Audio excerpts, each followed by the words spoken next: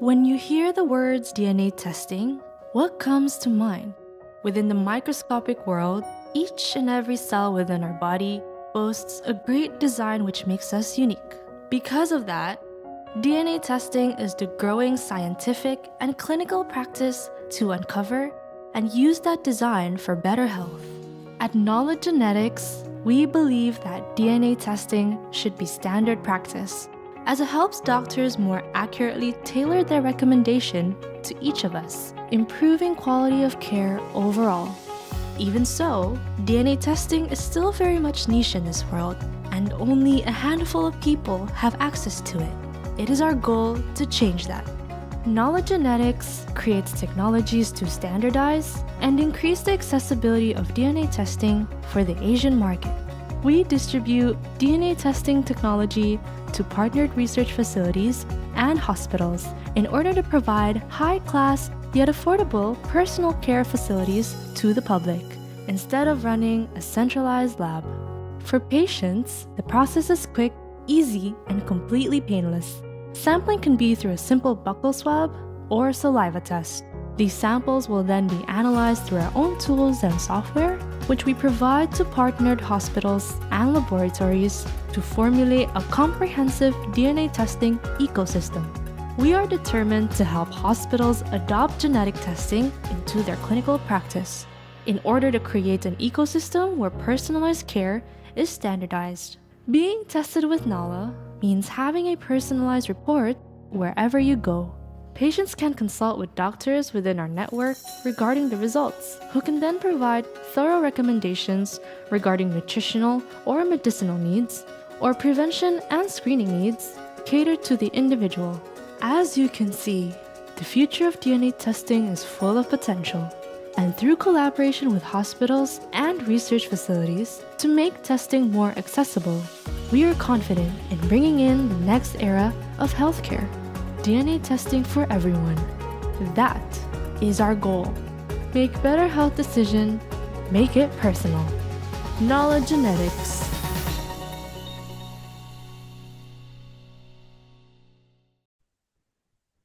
Halo, selamat pagi para dokter, rekan-rekan sejawat semuanya yang hari ini sudah hadir di Genetic Essential Training kita yang kedua di tahun 2026 ini. Nah, hari ini topik besar kita adalah Cardiogenomics in Action, di mana kita akan membahas mengenai cardiogenomics untuk memprediksi dan mencegah terjadinya penyakit jantung. Sebelumnya, perkenalkan saya Dr. Ervina Kimberly sebagai Medical Affairs dari Nana Genetics.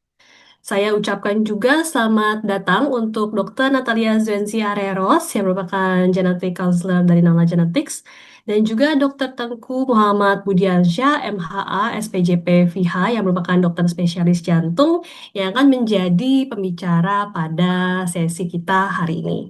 Tidak lupa juga saya menyampaikan hari ini kita akan ada dua link untuk satu pretest dan satu posttest.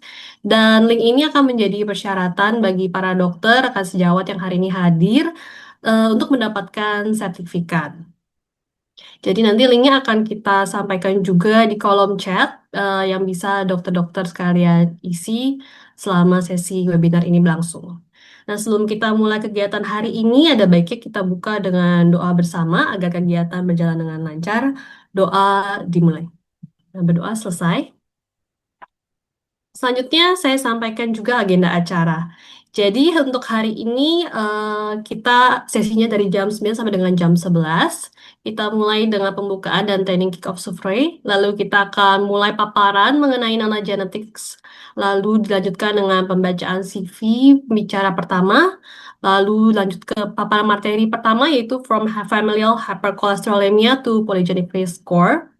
Kemudian dilanjutkan dengan sesi kedua dengan Dr. Tengku dan paparan materinya yaitu Pharmacogenomics in Statin and CVD Medications. Lalu kita lanjutkan dengan sesi Q&A dan penutupan dan juga training feedback survey. Jadi kan saya sharing sedikit tentang Nala Genetics. Jadi Nala Genetics ini adalah perusahaan bioteknologi yang fokusnya adalah perawatan preventif melalui tes DNA. Founder kita, Ibu Levi, mendapatkan pengalaman yang kurang menyenangkan dalam sisi obat-obatan untuk keluarganya. Saat itu dia mengalami efek samping obat yang cukup merugikan. Dan dari pengalaman ini muncul salah satu produk utama kita yaitu pharmacogenomics. Dan saat ini kita sudah semakin berkembang layanan dan produk-produk kita yang tujuannya masih untuk membantu individu mencapai kesehatan yang lebih baik dengan menganalisis DNA. Ini adalah tim kita yang terdiri dari berbagai KOL dan expert di bidang genomics.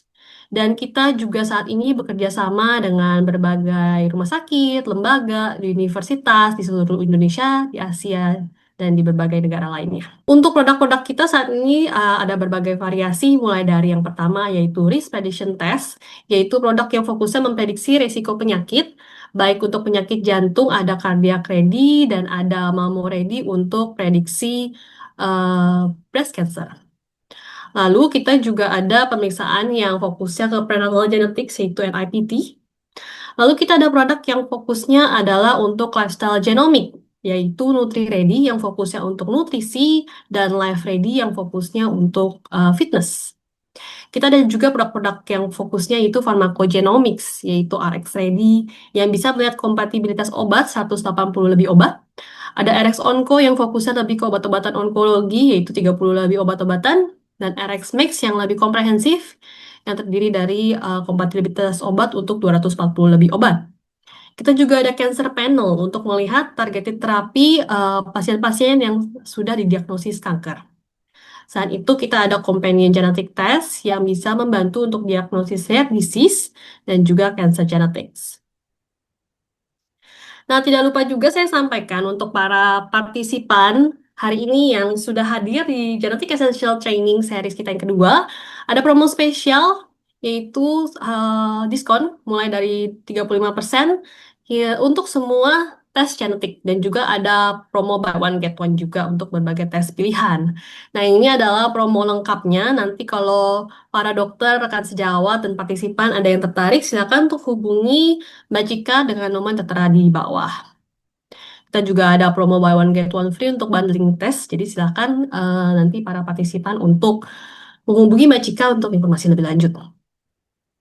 Baik, tanpa berlama-lama lagi, kita mulai ke sesi pertama dengan pembicara kita adalah Dr. Natalia Zenzi Areros. Dr. Natalia Zenzi adalah dokter genetik counselor kita dan izinkan saya bacakan CV-nya terlebih dahulu. Dr. Zenzi adalah dokter yang lulus dari Universitas Samratulangi tahun 2010, kemudian menyelesaikan Master of Science in Genomic Medicine di Imperial College London pada tahun 2021.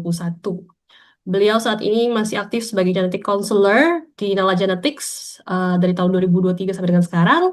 Lalu beliau juga merupakan dosen di Medical School of Satya Wacana Christian University. Beliau sebelumnya juga aktif di collegial.com dari tahun 2015 sampai 2018 dan menjadi GP tahun 2014 sampai dengan 2018 di Hang Tuah Clinic Batam Island. Sebelumnya beliau juga Medical Officer in Galang Community Health Clinic di Riau, Kepulauan Riau tahun 2011 hingga 2012. Nah, untuk dokter-dokter, rekan sejawat dan partisipan yang nanti ada pertanyaan selama sesi materi pertama ini, nanti boleh dituliskan dulu di kolom chat dengan format nama, institusi, dan pertanyaannya. Nanti akan kita kumpulkan dulu pertanyaannya sebelum nanti kita buka sesi tanya-jawab setelah selesai materi kedua. Baik, tanpa berlama-lama lagi, waktu dan tempat saya persilahkan untuk Dr. Swensi. Halo, selamat pagi semuanya. Ini suara saya terdengar jelas, Dokter Ervina? Iya, jelas, dokter. Oke, baik. Saya minta tolong dari Nala Genetics untuk PPT-nya ya. Oke, terima kasih. Selamat pagi semuanya. Jadi topik hari ini adalah From Familial Hypercholesterolemia to Polygenic Risk Scores, a Practical Framework in CVD. Sini memang nama saya yang tertulis ya di PPT-nya, tapi ini dibuat bersama dengan tim dari Nala Genetics. Salam kenal, nama saya tadi Natalia Sonsi Areros, biasanya lebih dikenal ya dengan panggilan Miss Fancy. Selamat pagi untuk semua peserta, dokter-dokter, guru-guru kemungkinan yang hadir, siapapun yang ingin mendengarkan topik ya pada pagi hari ini. Jadi materi yang akan saya bawakan lebih banyak berhubungan dengan genetiknya daripada klinisnya. Oke, slide berikutnya. Oke, nah di sini kenapa slide pertama adalah yang latar belakang ya. Kenapa kita membutuhkan rangka kerja yang baru gitu? Karena ada limitasi gitu dari traditional risk assessment gitu. Seperti yang sudah kita ketahui bahwa CVD itu masih menjadi penyebab kematian nomor satu, terus ada 38% kematian premature itu disebabkan oleh CVD ya, cardiovascular disease. Terus ada underestimated CVD risk ya sebanyak 2 kali. Terus ini papernya diambil dari populasi South Asians gitu. Nah, gaps-nya traditional tools yang selama ini kita kenal di klinis seperti Framingham, CVD risk, QRIS gitu ya, itu dibangun atau dibuat berdasarkan cohort yang lama. Jadi didesain memang untuk populasi usia di atas 40 tahun. Jadi gapnya itu tidak bisa menyaring dewasa muda gitu. Terus memang ada gap yang cukup banyak, cukup lebar itu sebenarnya di family history gitu karena seringkali subjektif dan tidak lengkap gitu. Jadi banyak pasien yang tidak aware ya, tidak aware terhadap pattern dari heritable gitu ya, yang pattern yang diturunkan. Terus yang sering juga orang-orang mungkin bingung ya, family history dengan genetic history perbedaannya apa gitu. Kalau genetic history itu biasanya kita berbicara tentang sudah ada kayak bukti klinisnya, jadi sudah melakukan pemeriksaan genetik, kita tahu apakah ada alterasi dari gen yang bisa diturunkan biasanya di keluarga, bisa diturunkan bisa juga tidak gitu. Kalau family history itu bukan riwayat keluarga, itu bukan hanya gen saja gitu, jadi ada faktor lingkungan di situ, faktor budaya di situ juga, jadi kebiasaan makan misalnya seperti itu. Jadi kalau kita berbicara riwayat keluarga itu tidak cuma faktor genetik saja. Terus tuh gap yang ketiga adalah level lipid itu bisa terlihat normal, terutama di stage awal familial hyperkolesterolemia atau individu yang PRS score-nya tinggi. Nah, apa itu PRS score? Nanti kita akan bahas. Next slide. Nah, ini ada salah satu contoh seorang pasien ya, seseorang yang berusia 35 tahun dengan profil lipid yang normal, tidak ada komorbid, meninggal karena myocard infarct. Jadi apa yang what did we miss gitu, apa yang kita miss gitu ya. Nah, yang kita lihat itu kebanyakan di resiko-resiko tradisional gitu, seperti lipid profile yang normal, sekali lagi pasien tidak merokok, terus normotensif, tidak ada faktor risiko lainnya ya, diabetes, tidak ada obesitas gitu. Dengan SCVD skornya itu termasuk rendah, jadi kita bisa simpulkan low risk gitu. Nah, yang kita tidak bisa apa yang kita miss itu genetik, biasanya genetic predispositions, terus lifelong cumulative risk-nya juga, terus ada subclinical endothelial vulnerability, terus polygenic burden juga di situ nanti akan kita bahas, terus undetected familial risk. Traditional risk calculators tadi ya, biasanya itu menghitung risiko mulai dari usia 40 tahun, sedangkan aterosklerosis itu bisa mulai terbentuk dari usia yang lebih muda lagi gitu. Next slide. Nah, ini adalah dua faktor genetik yang biasa kita pakai untuk menghitung resiko penyakit gitu. Yang pertama adalah monogenik, yang kedua adalah polygenic risk score atau PRS yang akan kita bahas nanti. Ada sebanyak hampir up to 50% dari resiko penyakit kardiovaskular disease itu heritable. Heritable itu maksudnya bisa diturunkan. Ini berdasarkan Twin Studies atau Jiwa Studies. Jiwa Studies ini nanti kalau kurang familiar, nanti mungkin teman-teman bisa mencari tahu. Terus ada sekitar 1 banding 250 individu, terus high penetrasi familial hypercholesterolemia genetic variant gitu ya, dan sebagian besar itu tidak terdiagnosa gitu. Jadi ada 3 kali lebih banyak ya resiko itu ketika 3 kali peningkatan resiko ketika resiko genetik itu diintegrasikan ke dalam uh, perhitungan resiko tradisional. Nah, kita kembali lagi ke yang tadi sudah saya sebutkan, ada 2 faktor resiko monogenik yang sejauh ini kita kenal. Yang pertama yang mungkin teman-teman klinisi, dokter-dokter klinisi lebih familiar, itu faktor resiko monogenik. Jadi monogenik itu kita berbicara Mendelian disease, jadi penyakit yang disebabkan oleh satu alterasi gen gitu ya, jadi biasanya high penetrance. Jadi kemungkinan gen ini menyebabkan penyakit itu tinggi gitu. Dan biasanya diturunkan melalui pola-pola Mendel ya.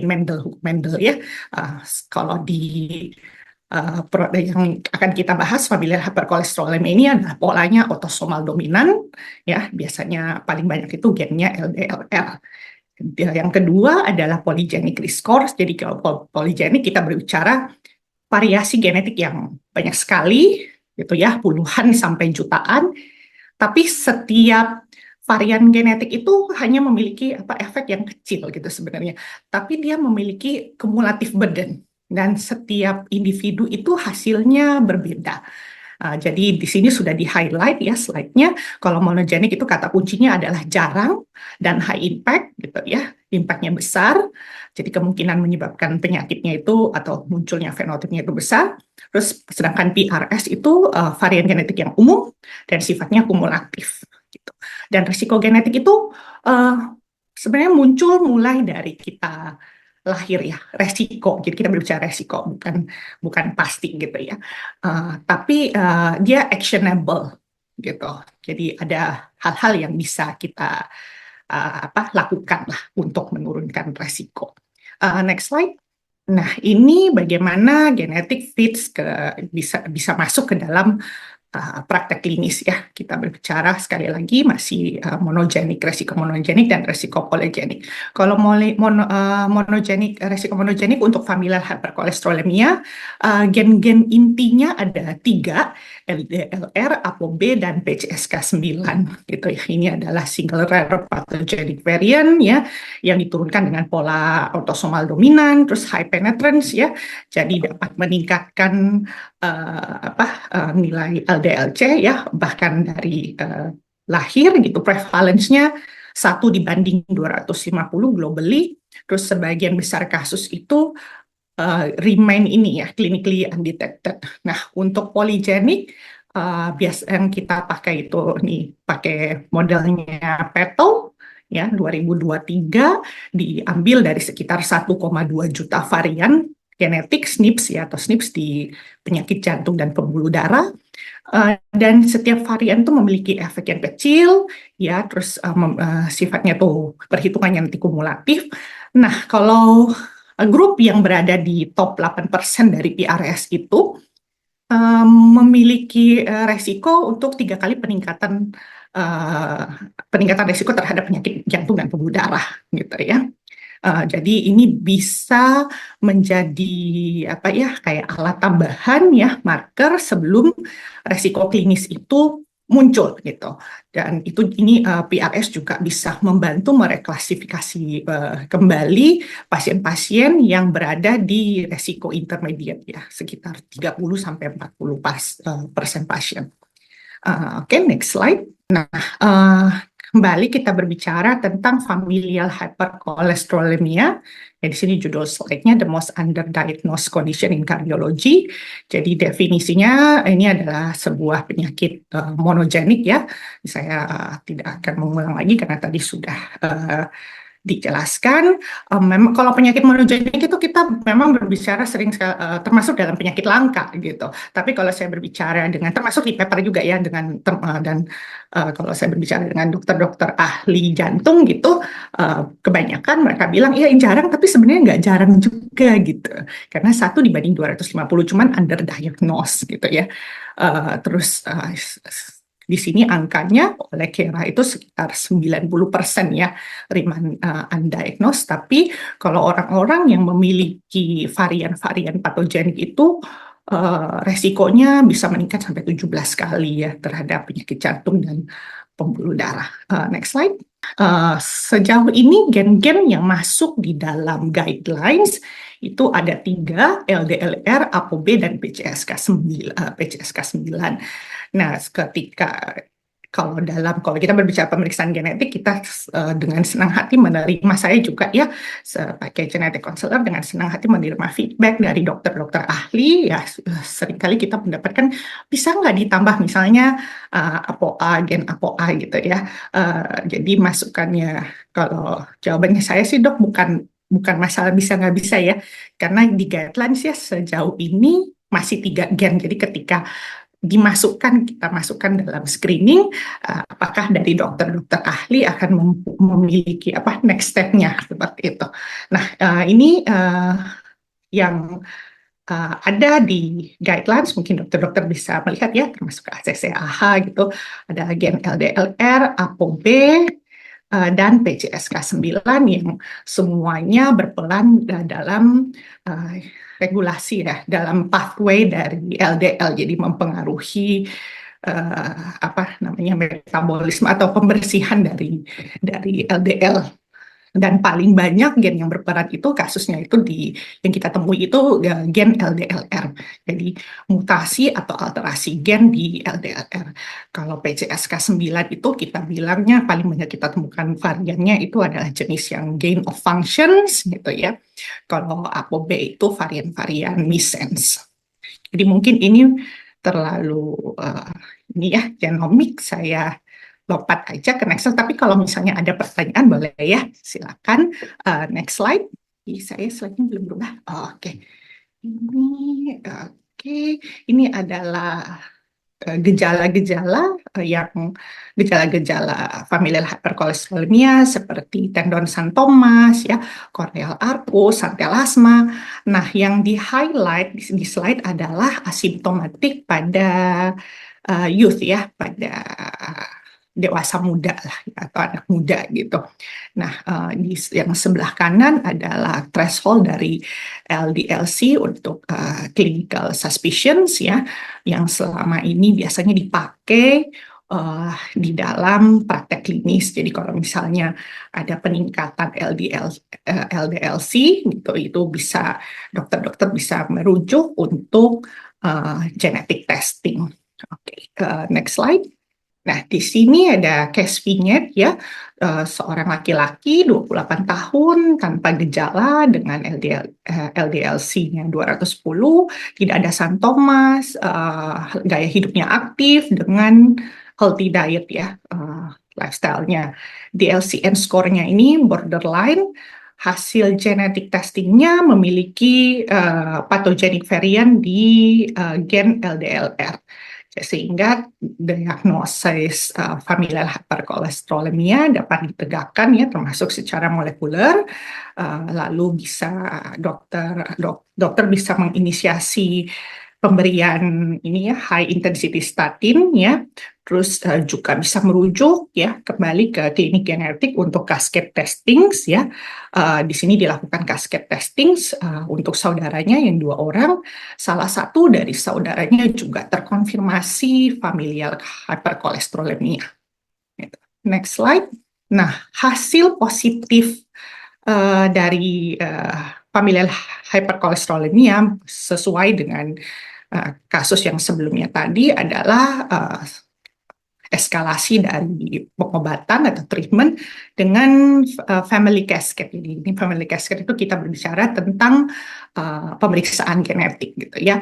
Jadi kalau di praktek klinisnya biasanya sejauh ini dokter-dokter ahli itu akan punya profil klinis pasien yang jauh lebih komprehensif, dan pemeriksaan genetik itu menjadi pemeriksaan tambahan ya, gitu, melengkapi data pasien gitu. Jadi kalau misalnya kita bisa tegakkan secara molekuler, kita dapatkan mutasi pathogenic variant-nya Jadi dokter-dokter ahli bisa memulai statin ya, eskalasi statin.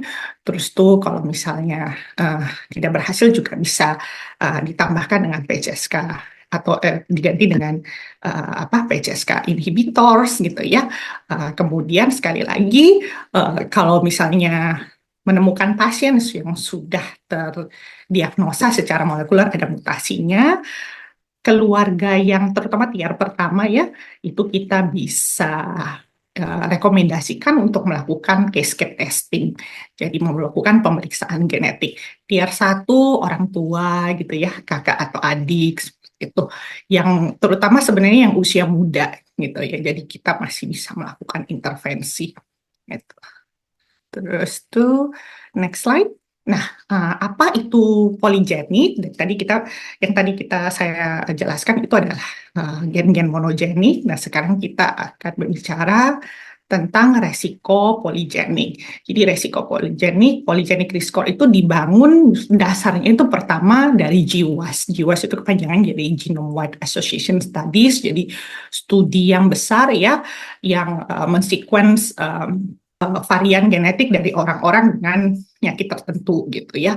Jadi gampangnya misalnya ada sekitar 1 juta orang atau 1 juta orang gitu ya, 1 juta populasi diambil 500.000 yang kebanyakan ya 500.000, tapi contoh aja ya dok ya, 500.000 yang memiliki penyakit CVD gitu. Nah 500.000 populasi ini di sequence gitu gennya gitu dok ya. Jadi lalu terlihat apa yang membedakan varian genetik di orang-orang ini dengan orang-orang yang tidak memiliki CVD gitu. Nah itu nanti akan SNPs atau varian-varian genetik itulah yang kita pakai atau kita sebutkan sebagai polygenic risk score gitu.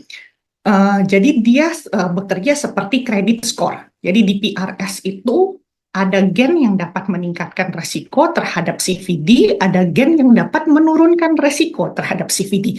Jadi tadi sifatnya kumulatif, itu semua nanti dimasukkan ke dalam algoritma, nanti akan keluar skornya berapa, gitu ya. Jadi tiap individu bisa berbeda skornya, tapi dari pengalaman kalau dalam satu keluarga biasanya mirip-mirip gitu ya, agak sama, tapi ada juga yang cukup berbeda gitu. Oke, next slide. Nah, ini masih kurang lebih sama ya konsepnya dengan apa yang saya jelaskan tadi.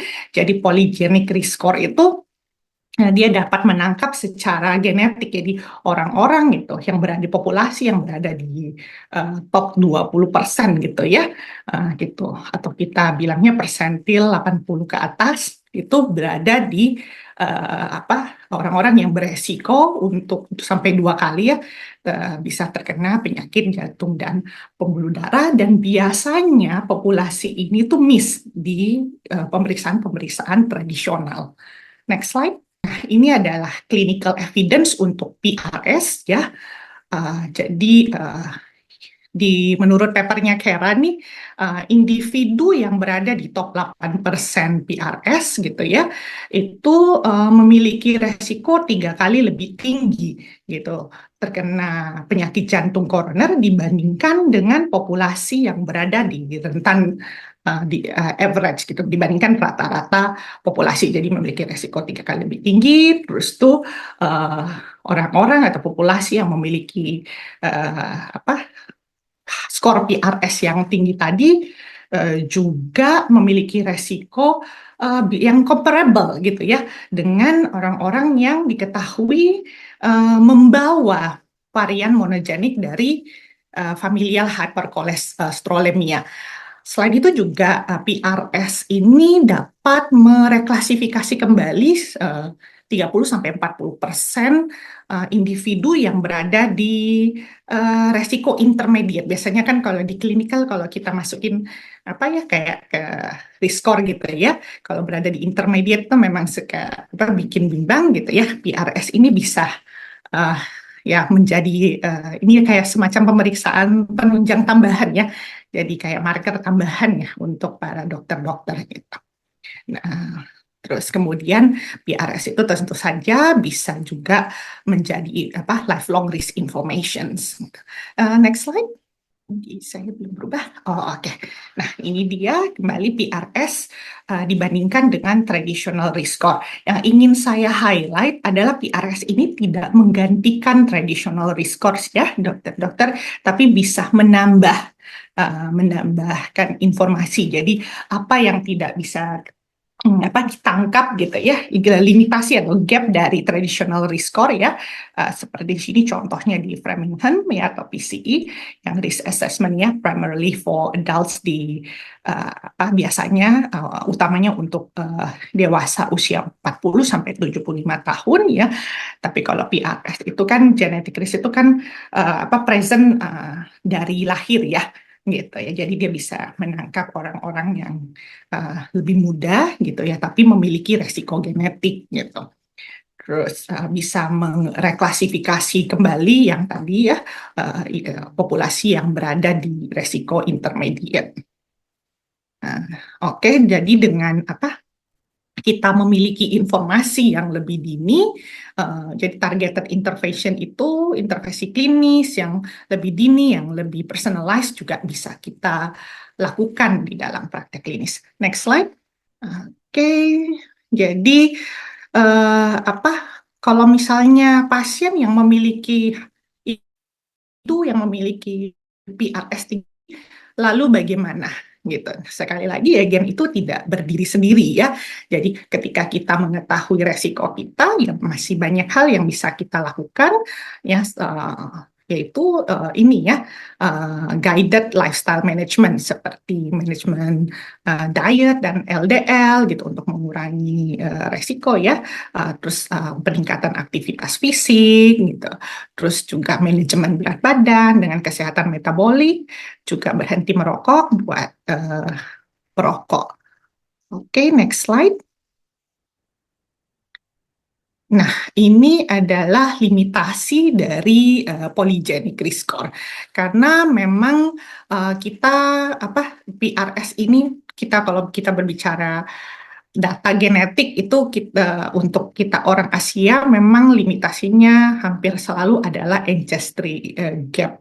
Karena GWAS itu ya, Genome Wide Association Studies data, memang kebanyakan itu dari data-data European ancestry, jadi orang-orang keturunan Eropa gitu ya, terutama yang kulit putih gitu. Sedangkan kalau jadi kurang diverse ya untuk kita yang populasi Southeast Asians gitu ya, Asia Tenggara. Jadi kalau kita menggunakan PRS model yang European centric gitu ya, yang banyak menggunakan data-data dari populasi Eropa itu, akurasinya bisa menurun sampai 30% gitu kalau kita petakan ke ras orang Asia. Gitu. Next slide. Nah, ini ada integration matrix, ada contoh dari 4 tipe pasien ya, dengan 4 different actions untuk monogenic risk dengan PRS risk jika digabungkan. Jadi di kotak yang sebelah kiri atas itu kalau misalnya kita sebutkan high risk, kalau low hasilnya low monogenik ditambah dengan high PRS. Jadi maksudnya low itu mungkin tidak ada ya, tidak ada genetic variance gitu dengan hasil PRS-nya tinggi, kita sebutkan high risk. Sedangkan very high risk itu ketika kedua hasilnya itu bukan high, sebenarnya monogenik itu kita temukan varian patogenik ditambah dengan angka PRS-nya itu berada di top 20% gitu. Nah, kalau kita bisa katakan resikonya elevated itu kalau kita bisa temukan varian monogenik ya, tapi hasil PRS-nya itu meningkat menurun low gitu ya. Jadi berada di persentil di bawah 80. Terus kalau resiko rata-rata ya kalau kita tidak temukan varian patogenik dan hasil PRS-nya juga rendah. Oke, nah Sekarang kita akan berbicara tentang produknya.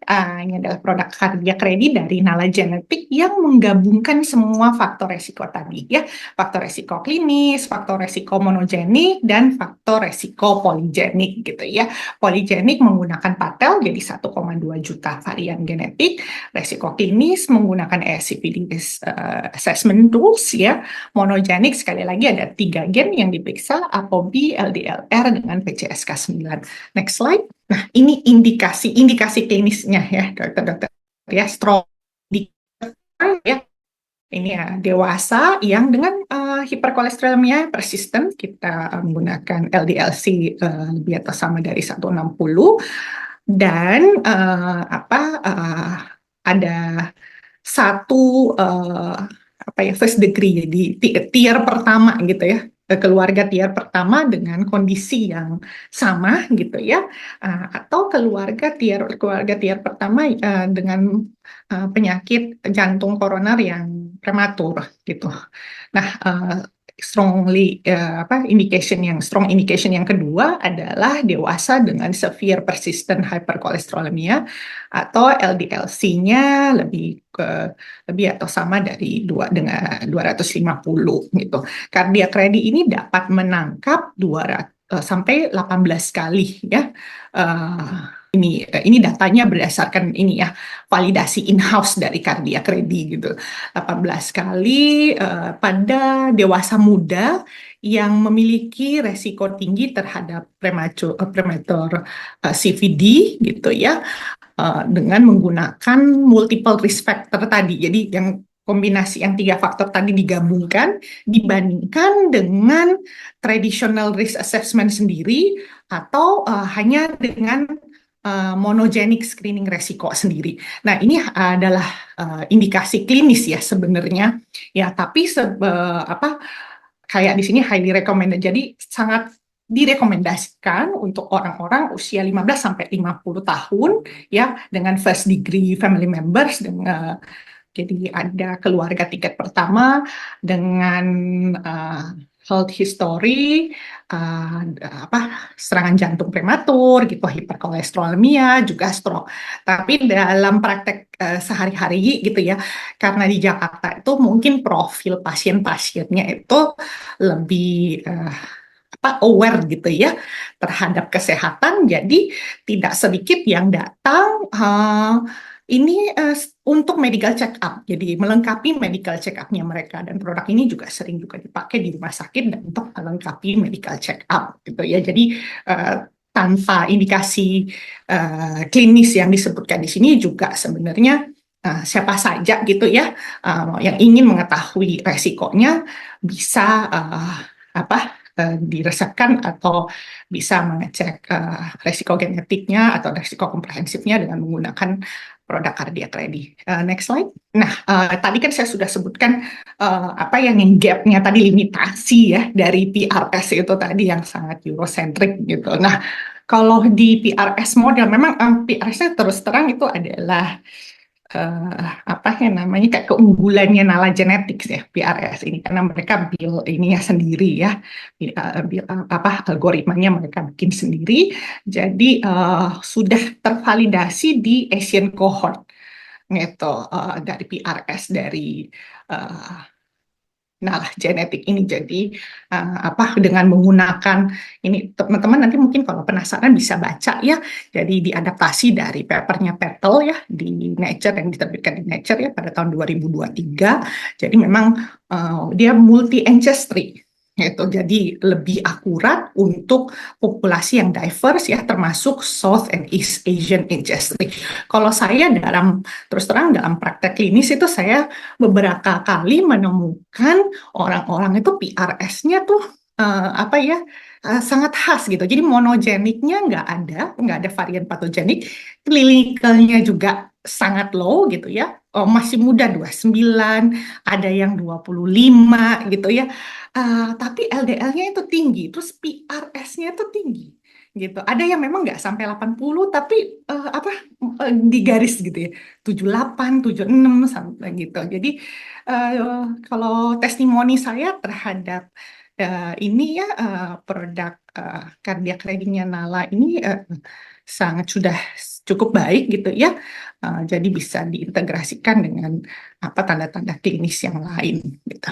Next slide. Nah, ini adalah contoh hasil report ya, dokter-dokter. Nah, yang paling kiri adalah halaman yang pertama, bukan halaman pertama sih, tapi hasil yang pertama. Jadi combined risk. Jadi resiko gabungan itu dihitung berdasarkan ketiga resiko yang halaman berikutnya itu. Jadi kalau misalnya adalah salah satu yang elevated, hasilnya elevated. Hasilnya average atau rata-rata atau hijau warna hijau, kalau ketiganya semuanya hijau. Nah, di sini bisa dilihat, di sini hasilnya elevated karena di polygenic dengan clinical risk-nya ada hasil yang elevated walaupun monogeniknya nol. Jadi kalau di report ya, pathogenic varian-nya nol, hasilnya akan tetap ditulis average gitu. Nih, kalau yang di bawah ini ya ini sama aja tadi kayak repetitif ya. Jadi ini adalah in-house validasinya Nala. Next slide. Oke, ini kurang lebih sama ya yang kayak sebelumnya saya sebutkan tadi ya, dokter-dokter. Jadi kalau misalnya salah satu hasilnya elevated, ya maka hasilnya akan hasil combined risk-nya akan elevated. Nah, di sini elevated PRS tuh maksudnya pasien tuh berada di top 20% of population genetic burden gitu ya. Kalau di hasil dia pakai angka persentil gitu. Jadi kalau top 20% berarti di atas persentil ke 80 gitu ya. Jadi 80 ke atas gitu. Intinya seperti itu. Makanya tadi saya ceritakan kalau di dalam prakteknya saya, pengalamannya saya beberapa kali saya temukan pasien itu ya memang mendekati gitu ya, even tipis gitu ya, 70 sekian gitu. LDL-nya selalu tinggi dari muda, tapi dari resiko klinis dengan monogeniknya itu average gitu hasilnya. Makanya kalau sekarang saya kalau misalnya pasien tuh udah di atas 60, saya cukup berhati-hati gitu. Biasanya saya rujuk sih ke dokter ahli gitu. Terus kalau misalnya elevated PRS ini bisa dipertimbangkan untuk memulai statin ya untuk usia 25 sampai 35 dan dijadwalkan untuk annual CVT follow up. Gitu. Next slide. Oke, ini hasil monogenic risk-nya. Jadi tidak ditemukan varian patogenik. Ini contohnya seperti ini ya. Tapi hasil negatif itu bisa belum tentu hasilnya semua resiko itu low ya atau rendah. Ya, demikian. Terus bisa jadi juga ya dokter dalam praktek klinis bisa jadi memang pasien itu bisa membawa varian genetik yang lain tapi tidak included di dalam pemeriksaan gitu karena keterbatasan pemeriksaan dan Nala itu kan memeriksa gen yang cuma masuk di dalam guidelines gitu. Oke, next slide. Nah, ini adalah resiko klinik yang elevated ya. Nala menggunakan produk kardiak reni ini menggunakan resiko SCVD ya. Ya di sini hasilnya 22,8% ya dengan hasil very high risk kategori gitu ya. Jadi tindakan selanjutnya kita mengikuti pedomannya. Gitu. Next slide. Nah, ini adalah post-test ya, to tracks one clear directions gitu. Jadi kalau misalnya hasilnya average gitu ya, kita yang mengikuti National Screening Guidelines ya, traditional risk assessment saja yang perlu kita lakukan ya, 4 sampai 6 setiap 4 sampai 6 tahun ya untuk usia 20 sampai 39, terus traditional risk assessment yang tiap tahun ya, mulai dari usia 40, terus dengan ya standar ini ya, advice gaya hidup ya, seperti diet, exercise gitu ya, smoking cessations gitu ya. Nah, untuk yang elevated biasanya kalau saya sih kalau elevated saya rujuk dong gitu ya kan saya kan bukan dokter ahli ya gitu. Jadi kita juga punya beberapa dokter ahli yang kita bekerja sama gitu ya. Jadi saya biasanya akan merujuk ya ke yang dokter yang tentu saja lebih ahli lagi. Terus tuh kalau dari saya akan merekomendasikan cascade testing gitu ya untuk untuk keluarga dari pasien kalau ditemukan varian monogenik, kalau hanya ditemukan varian monogenik gitu ya. Gitu. Tapi kalau tentu saja kalau keluarga yang lain ingin periksa semua, misalnya PRS-nya salah satu PRS-nya tinggi, saya ingin periksa gitu ya boleh gitu, tentu saja boleh juga gitu. Nah, yang rekomendasi yang lainnya ya sebenarnya kurang lebih ya sama aja ya. Jadi lebih frequent aja ya clinical, lebih sering saja clinical follow up-nya. Terus ada lifestyle intensification seperti structure diet dengan program exercise, olahraga gitu ya. Terus periodic reassessment ya, pemeriksaan rutin gitu ya untuk profil lipid dengan resiko kardiovaskular, terus bisa menginisiasi statin preventif ya, terapi gitu ya. Tentu saja kita harus tambahkan dengan data yang lain juga gitu. Oke, terus kalau misalnya, oh ya ini ada kotak di bawah, bagaimana bisa ketika kita menemukan misalnya monogeniknya itu kita temukan varian patogenik. Nah, biasanya ini kan ini kan tes screening ya, bukan tes diagnosa. Biasanya saya akan merekomendasikan untuk melakukan tes konfirmasi dengan menggunakan teknologi yang berbeda lagi gitu ya. Teknologi yang biasanya digunakan adalah teknologi NGS. Nah, jika terkonfirmasi baru kita lakukan cascade testing gitu, atau kita rekomendasikan untuk cascade testing. Oke, next slide. Nah, ini adalah contoh pasien ya. Yang pertama, the healthy young adult ya, 32 tahun, laki-laki dengan resiko sangat tinggi ya, dengan tapi traditional risk assessment-nya low risk ya. Jadi aksinya adalah tindakannya ya lifestyle advice gitu, terus review 5 tahun itu kalau misalnya kita temukan hanya di traditional risk-nya. Tapi kalau kalau menggunakan cardiac ready, nah kita bisa menilai PRS-nya berada di persentil ke 91. Jadi masuk resiko elevated. Ditambah lagi pasien memiliki varian patogenik dari gen LDLR. Jadi combine risk-nya atau resiko kombinasinya itu elevated yang tadi kotak yang tadi ya Q2 ya very high gitu. Jadi action taken-nya ya yang direkomendasikan adalah menginisiasi pemberian high intensity statin dengan cascade testing. Oke, terus yang kasus yang kedua yaitu kelompok intermediate risk reclassifications gitu ya. Ini dengan pasien dengan hasil traditional assessment-nya berada di intermediate, resiko intermediate, terus statin discussion appropriate tapi tidak jelas ya. Jadi not clear cut, terus decision-nya tertunda gitu ya. Nah, melakukan kalau dengan cardiac ready ya, ditambah dengan cardiac ready diketahui PRS-nya masuk di persentil ke 84. Jadi resikonya itu elevated ya. Walaupun monogeniknya tidak kita temukan pathogenic variant, jadi combined risk-nya itu termasuk elevated, jadi Q1. Jadi yang tadinya intermediate, yang delay decisions, jadi dokter-dokter dalam praktek klinisnya bisa lebih yakin untuk memulai statin gitu.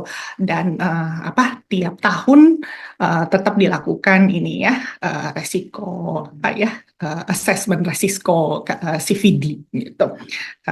Tentu saja dengan structure lifestyle program juga kita lakukan. Nah, kelompok yang 3 itu low risk patient ya, dengan traditional assessment-nya elevated LDL tapi intermediate risk ya, statinnya masih debatable, patientnya anxious ya, cemas. Ketika melakukan tes cardiac ready, hasilnya PRS-nya average berada di persentil ke-34. Monogeniknya tidak ada pathogenic variant, jadi combined risk-nya juga average gitu ya hasilnya. Terus baru action taken-nya, jadi kita lakukan intervensi gaya hidup ya. Terus tuh jadi statinnya bisa di pending follow up ya. Jadi dan bisa melakukan lipid panel dalam 6 sampai 12 bulan atau tergantung dengan kalau dalam praktek ya kita serahkan kepada dokter ahli dengan kan dokter ahli biasanya punya data klinis yang lebih lengkap lagi. Oke, next slide. Nah, ini implementing ini ya cardiac ready. Jadi sebelum menggunakan cardiac ready, jadi risk kalkulator itu biasanya tervalidasi untuk usia 40 sampai 75 tahun, sedangkan dengan cardiac ready resiko genetik itu bisa kita hitung sejak dini gitu ya. Jadi kita bisa melakukan apa ya, preventif yang lebih dini lagi gitu. Terus kalau traditional risk calculators kan cuman berdasarkan faktor klinis. Kalau dengan cardiac ready ada 3 lapisan resiko ya, monogenik, poligenik, ditambah resiko faktor klinis juga. Terus tanpa pemeriksaan cardiac ready ya, familial hypercholesterolemia itu bisa under diagnose ya, atau under recognize gitu ya. Ketika LDL-C, peningkatan LDL-C itu di modest gitu ya, atau physical sign-nya itu nggak ada gitu. Nah, dengan cardiac ready, genetic testing itu dapat mengidentifikasi varian patogenik dari familial hypercholesterolemia dalam 3 gen itu, walaupun tanpa penemuan pemeriksaan fisik klasik gitu ya. Pasien yang kalau tanpa cardiac ready, pasien dengan resiko intermediate itu mungkin membutuhkan tambahan informasi ya untuk mengklarifikasi ya, mendapat penjelasan keputusan dari pengobatan gitu. Nah, dengan tambahan informasi dari cardiac ready itu kita dapat meningkatkan stratifikasi resiko pada pasien-pasien termasuk dalam kelompok resiko intermediate. Nah, sebelum cardiac ready itu family history, riwayat keluarga ya dapat tidak lengkap atau reportnya bisa bervariasi. Nah, dengan cardiac ready karena genetik data itu stabil ya, jadi tidak bergantung pada recall dari pasien gitu ya. Nah, resiko sebelum cardiac ready, jadi sebelum cardiac ready itu resiko itu bisa muncul sebenarnya sebelum resiko klinis itu gitu. Resiko itu ada bisa jauh sebelum resiko klinis itu muncul. Nah, dengan cardiac ready itu kita bisa mengidentifikasi individu-individu yang berada di kelompok resiko klinis walaupun gejala-gejala itu belum muncul gitu. Jadi kita bisa melakukan assessment, risk assessment. Next slide. Nah, ini adalah 6 hal yang bisa kita bawa di dalam clinical practice ya. Jadi bisa kita lakukan untuk dewasa. Jadi maksud saya produk ini bisa kita rekomendasikan untuk pasien-pasien yang usia muda gitu ya. Jadi tidak hanya bergantung pada tradisional resiko ya yang umumnya kita gunakan pada pasien di atas 40 tahun, yang 40 sampai 75 tahun gitu. Nah, monogenic and polygenic risk itu independen tapi aditif gitu ya. Jadi masing-masing berdiri sendiri tapi bisa saling menambah informasi gitu ya. Gitu. Jadi sama seperti pemeriksaan penunjang lah ya, makin banyak ya informasi yang kita dapatkan makin baik, dan kita juga hati-hati ya, negatif genetic test yang hasilnya negatif ya bukan berarti resikonya juga rendah gitu ya. Jadi interpretasi resiko itu harus kita perhitungkan secara komprehensif ya, dan tidak juga, kalau saya sih tidak hanya bergantung pada cardiac ready, kita juga melihat resiko-resiko klinis yang lain gitu, dengan kalau kita bisa mendapatkan data pasien yang jauh lebih lengkap. Lalu yang keempat, PRS itu dapat membuat intervensi gaya hidup lebih kuat ya. Jadi misalnya dapat memotivasi pasien lah, kayak biasanya, terutama untuk pasien-pasien yang muda ya, kalau misalnya PRS-nya tinggi yang lain tapi gejala-gejala yang nggak ada, jadi mereka kan ngelihat buktinya tuh ya dok ya, biasanya gitu. Mereka, kalau pengalaman saya, kalau mereka lihat PRS-nya mereka agak tinggi gitu ya, mereka akan lihat sendiri grafiknya lebih rajin gitu ya untuk follow up-nya gitu ya. Terus gaya hidupnya juga mereka lebih disiplin untuk mengubah gitu. Apa karena kebetulan profil pasiennya memang seperti itu ya di Jakarta atau gimana juga itu saya kurang tahu juga sebenarnya. Tapi dari pengalaman dari testimoni saya ini dalam praktek klinis ya cukup sangat membantu gitu ya. Nah, kan kardiak reni itu juga sudah tervalidasi untuk populasi Asia. Makanya tadi saya bilang dari testimoni saya praktek itu saya banyak menemukan pasien yang usia muda PRS-nya tinggi, yang lain-lain bagus, tapi LDL-nya tuh mereka selalu bilang, saya tuh selalu tinggi dok LDL-nya gitu. Coach saya bilang itu nggak apa-apa gitu. Atau ada yang bilang, oh karena saya keto diet gitu. Ternyata pas diperiksa, memang PRS-nya tinggi gitu. Oke. Lalu yang keenam, satu tes ini bisa memberikan informasi jangka panjang ya untuk resiko kardiovaskular assessment juga dapat mendukung ya keputusan manajemen klinis lah dengan gaya hidup gitu ya. Seperti kalau resiko kombinasi rata-rata kita menggunakan guidelines atau pedoman yang standar. Kalau elevated combined risk gitu ya resiko meningkat kita dapat melakukan ini ya annual cardiac exam dengan intensified management, terus elevated monogenic risk kita bisa melakukan tes konfirmasi NGS dengan cascade family testing. Oke, next slide. Ini saya baru sadar kalau saya kelebihan 2 menit ya, Dokter Vina ya, 3 menit. Oke, maaf. Oke, terima kasih atas waktunya. Maaf atas waktu yang kelebihan, saya sempat nggak melihat waktu. Ya, ternyata kelebihan 3 menit.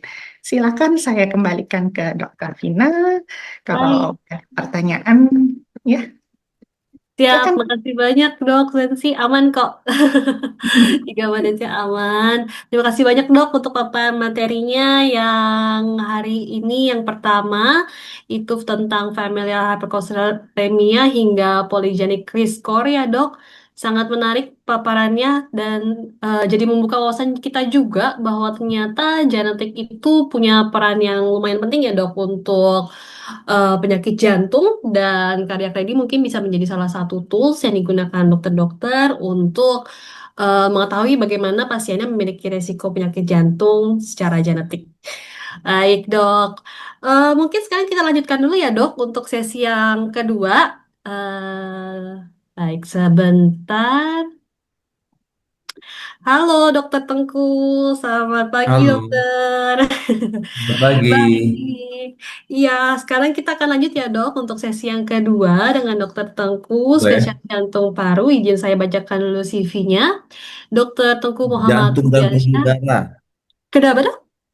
Jantung dan pembuluh darah, bukan Ah, jantung dan paru. Nanti orang paru iya, marah. siap dok. Baik, Dr. Tengku Muhammad Budiansyah, MHA, spesialis jantung dan pembuluh darah, VH. Beliau lulus tahun 2008 postgraduate dari Flinders University, South Australia. Kemudian lulus PPDS 1 Kardiologi dan Kedokteran Vaskular, Fakultas Kedokteran Universitas Pajajaran Bandung tahun 2019. Saat ini Dokter Tengku praktik sebagai kardiologis ya dok di Rumah Sakit Siloam Bogor dan Cardiologist and Fellowship International Interventional Cardiology at Malaya University of Hospital Center Kuala Lumpur, Malaysia. Baik dokter, eh, sebelumnya saya sampaikan lagi kepada dokter-dokter partisipan hari ini yang nanti sepanjang paparan materi ada pertanyaan, silakan untuk dituliskan di kolom chat dengan format nama, institusi, dan pertanyaannya. Nah, baik, sebentar saya sembari share screen kepada Dokter Tengku, waktu dan tempat saya persilahkan. Oke, terima kasih. Selamat pagi, Assalamualaikum warahmatullahi wabarakatuh. Suara saya kedengaran ya? Ya, kedengaran dokter. Oke.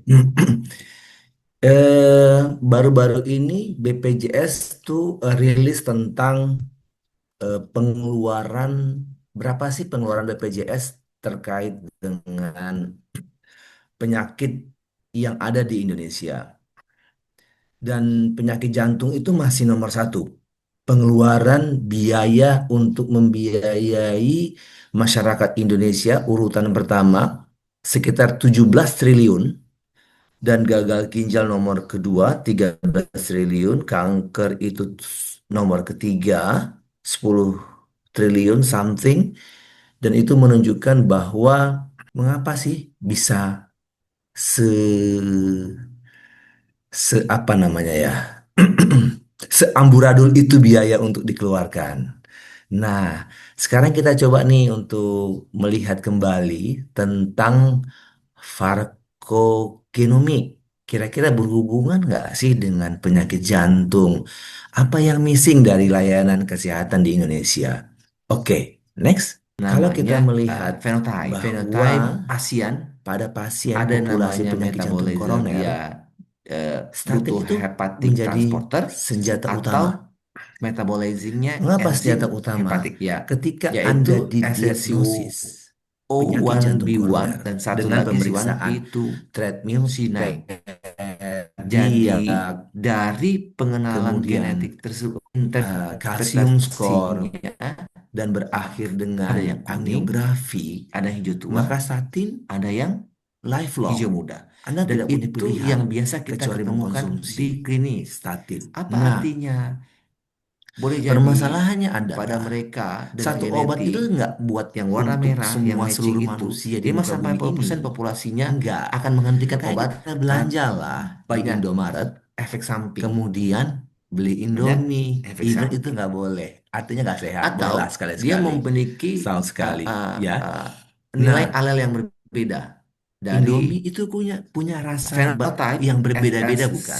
Ada yang soto, SSC01B1 ada yang nanti punya kari alel. dengan Nanti saya akan tunjukkan di barcode, belakang.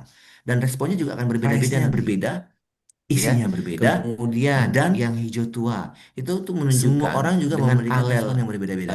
star 5 Nah, over star 5 sama juga dengan dengan alel statin, itu dia responnya menunjukkan itu akan 17 berbeda-beda. kali responding terhadap Ada yang statin mungkin dia tertentu butuh miopati. dosisnya lebih banyak, Pokoknya badannya atau terasa dosisnya pegel boleh turun. semua.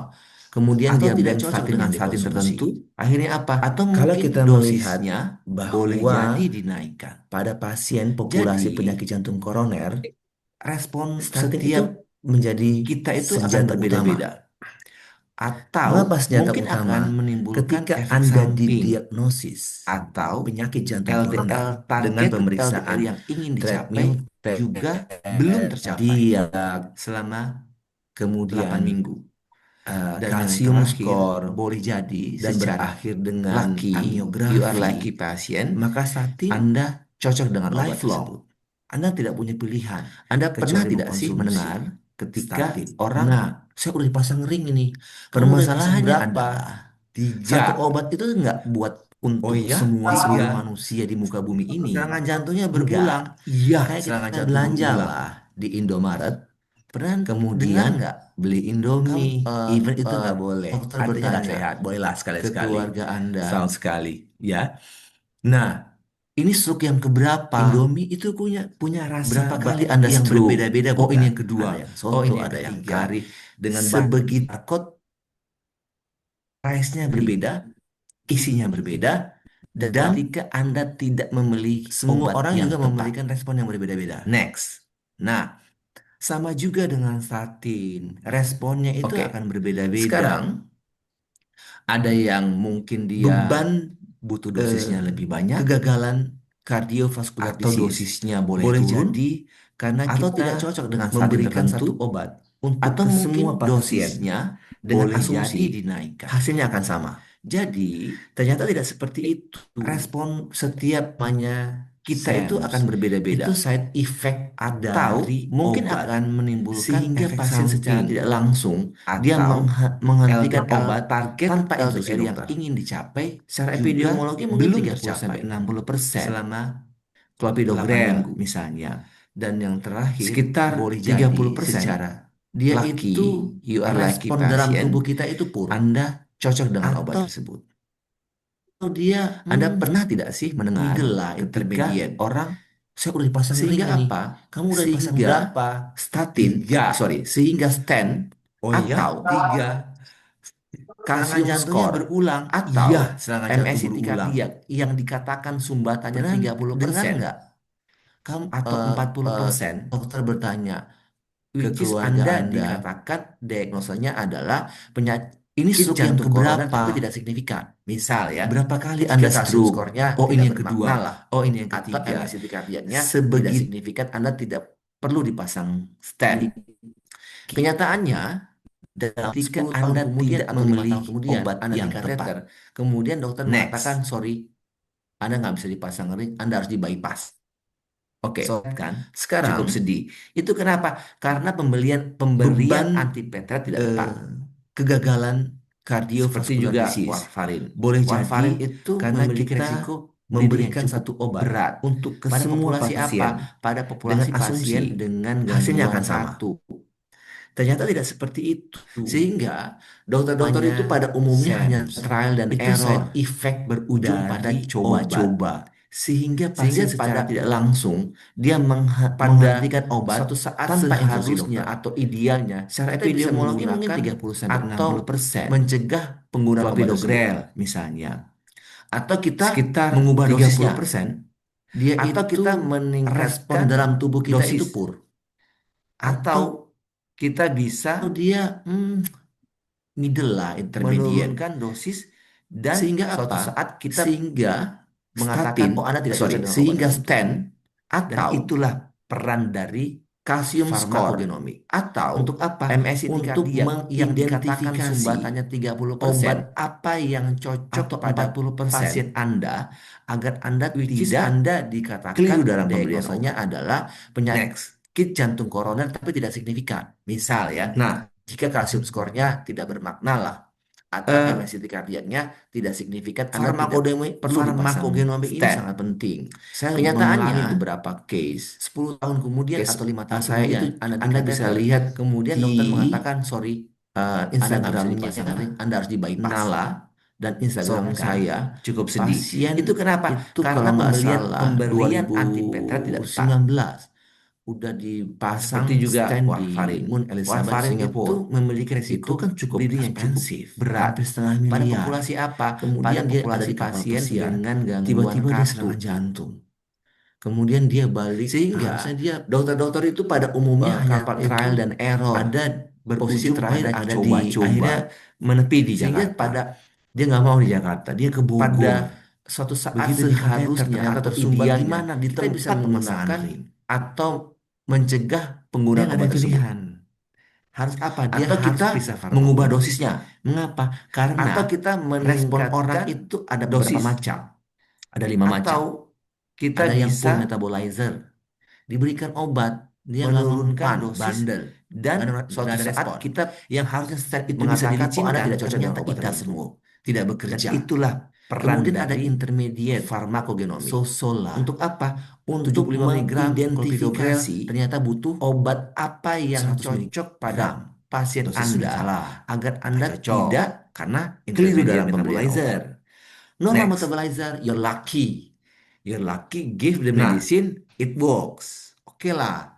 Even sampai 20 tahun, 30 tahun, nggak pernah serangan berulang. Farmakogenomik ini Dan sangat penting. ringnya Saya smooth. mengalami beberapa case. Rapid metabolizer, saya itu Anda dan bisa ultra lihat metabolizer di mungkin bleeding.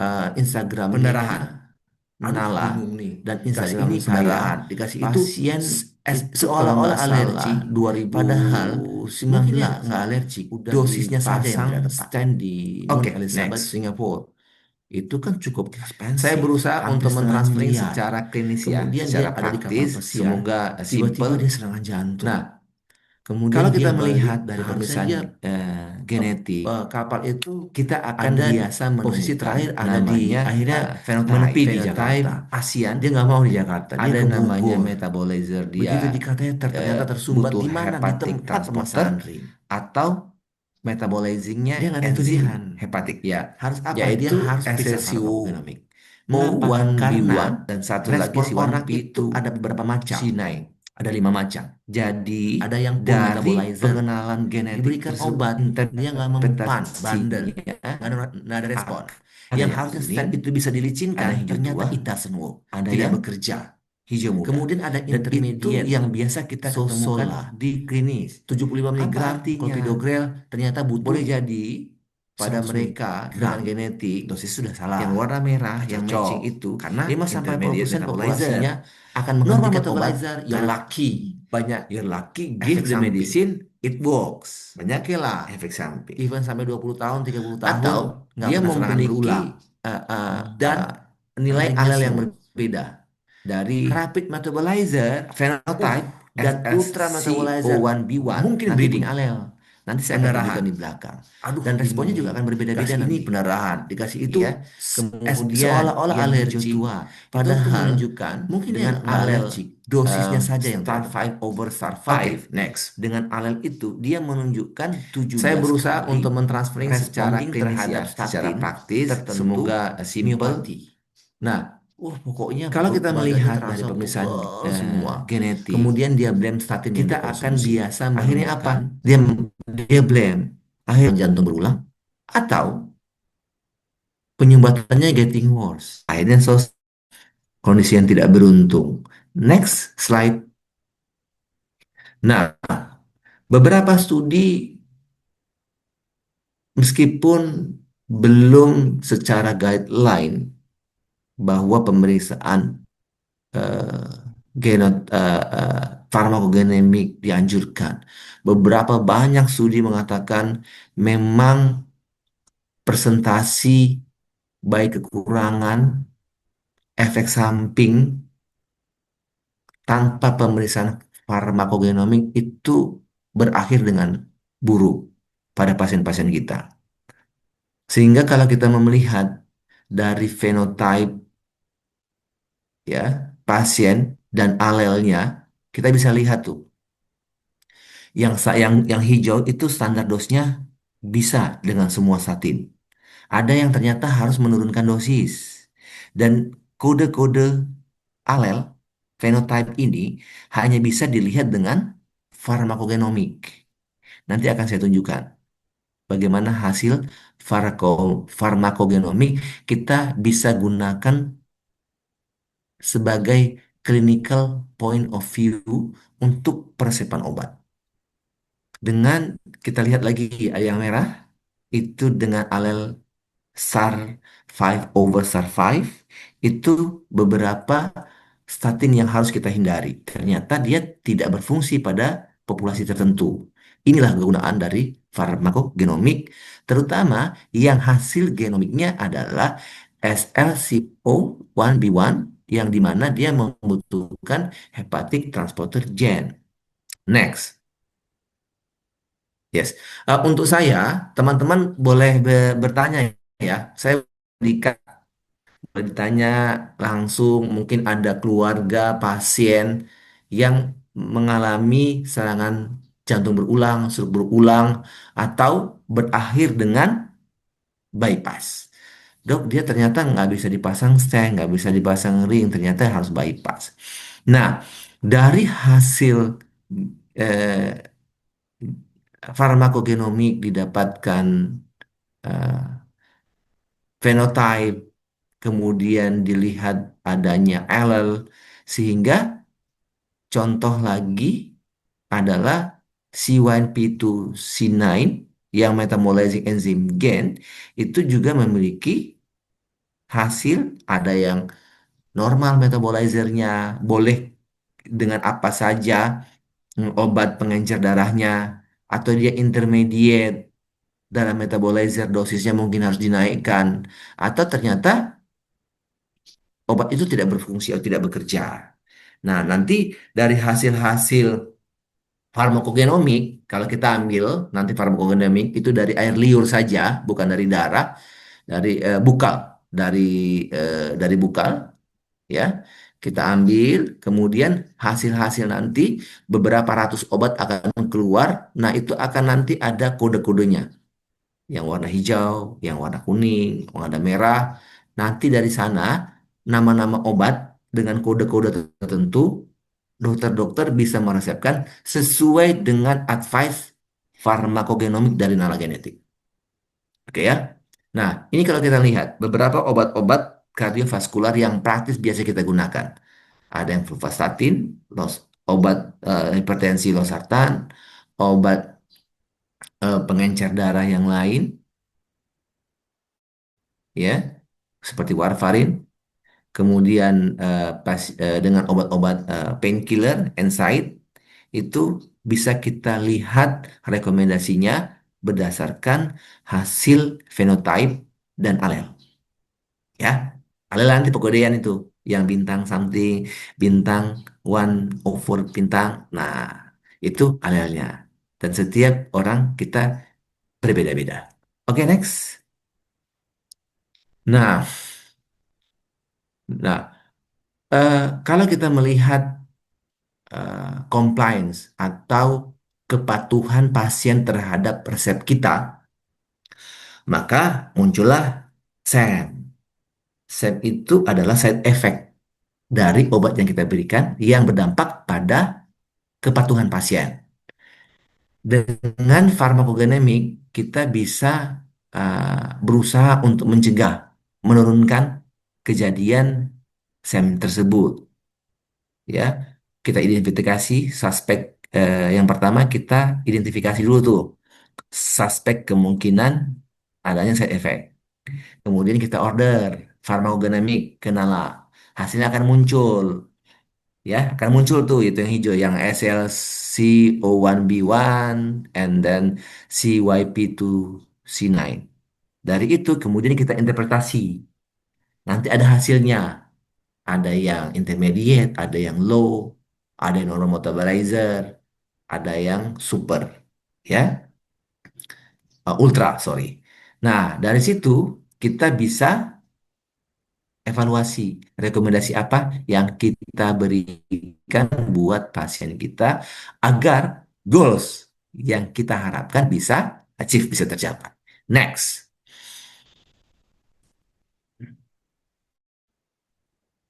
ini ada sebaran hasil dari populasi di Southeast Asia, ya. Itu kalau kita lihat fenotype yang ada di sebelah kiri, kemudian ada urutan alelnya, ya, star 1A.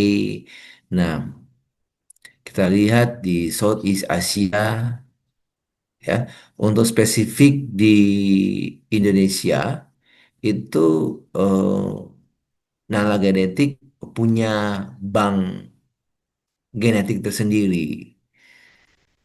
eh ini sebenarnya bermula dari COVID-19 idenya.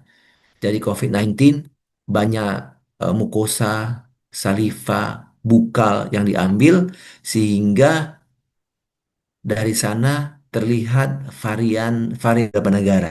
Sehingga dari sana diuji klinis ternyata dari beberapa obat memberikan respon yang berbeda-beda. Ya, yang berbeda-beda. Oke, ini hanya secara sebaran, ya, sebaran. Oke, next. Nah, dari sebaran ini, kalau kita melihat pada penggunaan statin dan efek sampingnya terhadap eh, pada tubuh pasien kita, maka dari situ kita bisa melihat yang mana fenotype SLC01B1 itu berespon yang buruk menimbulkan myopati sifasatin. Kemudian ada yang atorvastatin, lovastatin, pitavastatin, rovastatin, fluvastatin, dan paravastatin. Kemudian teman-teman membuat ide ke ke saya. Oh, oke dok, kita nggak usah periksa deh farmakogenomik, kan mehong, mahal lah. Udah deh, berdasarkan ini, saya coba aja meresepkan rosuvastatin saja atau pravastatin saja. Oh, tidak sesimpel itu. Tidak sesimpel itu. Kenapa tidak sesimpel itu? Karena coba begini, dalam praktek sehari-hari, contoh misalnya, pasien datang dengan LDL sekitar berapa ya LDL-nya? Very high lah. Jadi LDL-nya itu 7. Dia dengan diabetes. Kemudian target kita udah dipasang ring. Target kita harus di bawah 5,5 dong. Oke, sekarang kita mau pilih mana? Yang moderate high intensity? Oke, atau yang high intensity? Oke, kita berikan high intensity. Nah, bingung tuh. High intensity, terus kita mau pilih yang mana? Kemudian setelah kita pilih yang mana, kemudian LDL-nya tercapai tuh, turun. tercapai. Terus kita harus ganti. Loh, kenapa harus diganti dong? Iya, masa Anda harus menggunakan high intensity terus, ya? Ah, mau ganti dengan apa? Ah, Dok, yang murah aja deh, Simvastatin. Kenapa?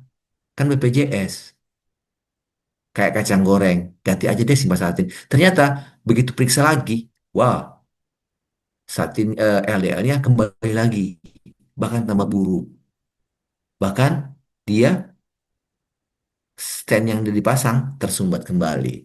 Nah, itu tidak sederhana yang seperti kita pikirkan. Ya, jadi setiap orang memiliki respon yang berbeda. Dan dari sini farmakogenomik itu nanti ada rekomendasi. Ya, setiap orang rekomendasinya akan berbeda-beda. Nah, sebenarnya ini sangat menguntungkan teknologi saat ini. Kenapa sangat menguntungkan? Ternyata ini bukan cuma buat pasien, tetapi ini bagaimana kita mengenal diri kita sendiri. Saya sebagai dokter jantung atau teman-teman yang lain, mungkin nggak sih menghindar tidak menderita penyakit jantung? Nggak mungkin. Manusia dipanggil Tuhan secara alamiah pasti mengalami gagal jantung, bukan serangan jantung. Serangan jantung, ya itu artinya lebih cepat. Ketika Anda meminta ke Tuhan, Tuhan tolong panjangkan umur saya. Tuhan bilang, oke, umur kamu saya buat 115 tahun. 115 tahun. Tapi dia bilang, sorry ya, mesinnya akan berubah. Mesin apa? Mesin jantung. Strukturnya berubah, dinding tebal. Katopnya mulai terbuka. Yes, ada sumbatan, tapi kamu nggak serangan jantung.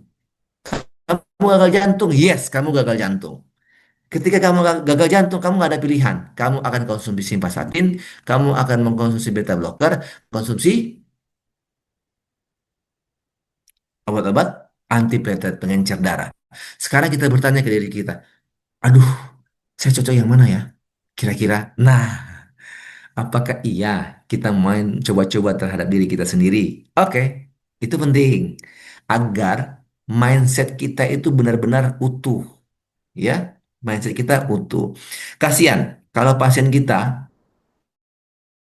udah kita pasang stent dan tersumbat lagi karena kita tidak memberikan obat yang tepat dan sesuai ke pasien kita. Ya, oke, next. Oke, nah, ada sebuah kasus yang kita lihat. Laki-laki 52 tahun, dia mempunyai penyakit hipertensi dan dislipidemia. Kemudian, karena pegal-pegal, dan dia menyalahkan simvastatin 20 miligram. Ternyata LDL-nya masih tinggi, 195. Kemudian, tanpa pemeriksaan farmakogenomik, apa yang terjadi? Dia memiliki cardiovascular risk.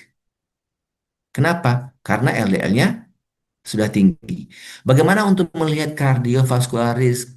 Teman-teman bisa melihat di table score ESC guideline. Googling aja table skor main bola SCOR guideline. Nanti di sana akan muncul dua tabel laki-laki dan perempuan. Tabel itu menunjukkan bertanya kepada kita, pasien kamu ada kolesterol nggak? Pasien kamu merokok tidak? Pasien kamu LDL-nya berapa? Pasien kamu jenis kelamin apa? Hipertensi kah? Berapa tekanan darahnya? Nah, nanti di sana akan muncul kardiovaskular LDL pernah achieve, ya, tidak pernah achieve, gitu, ya.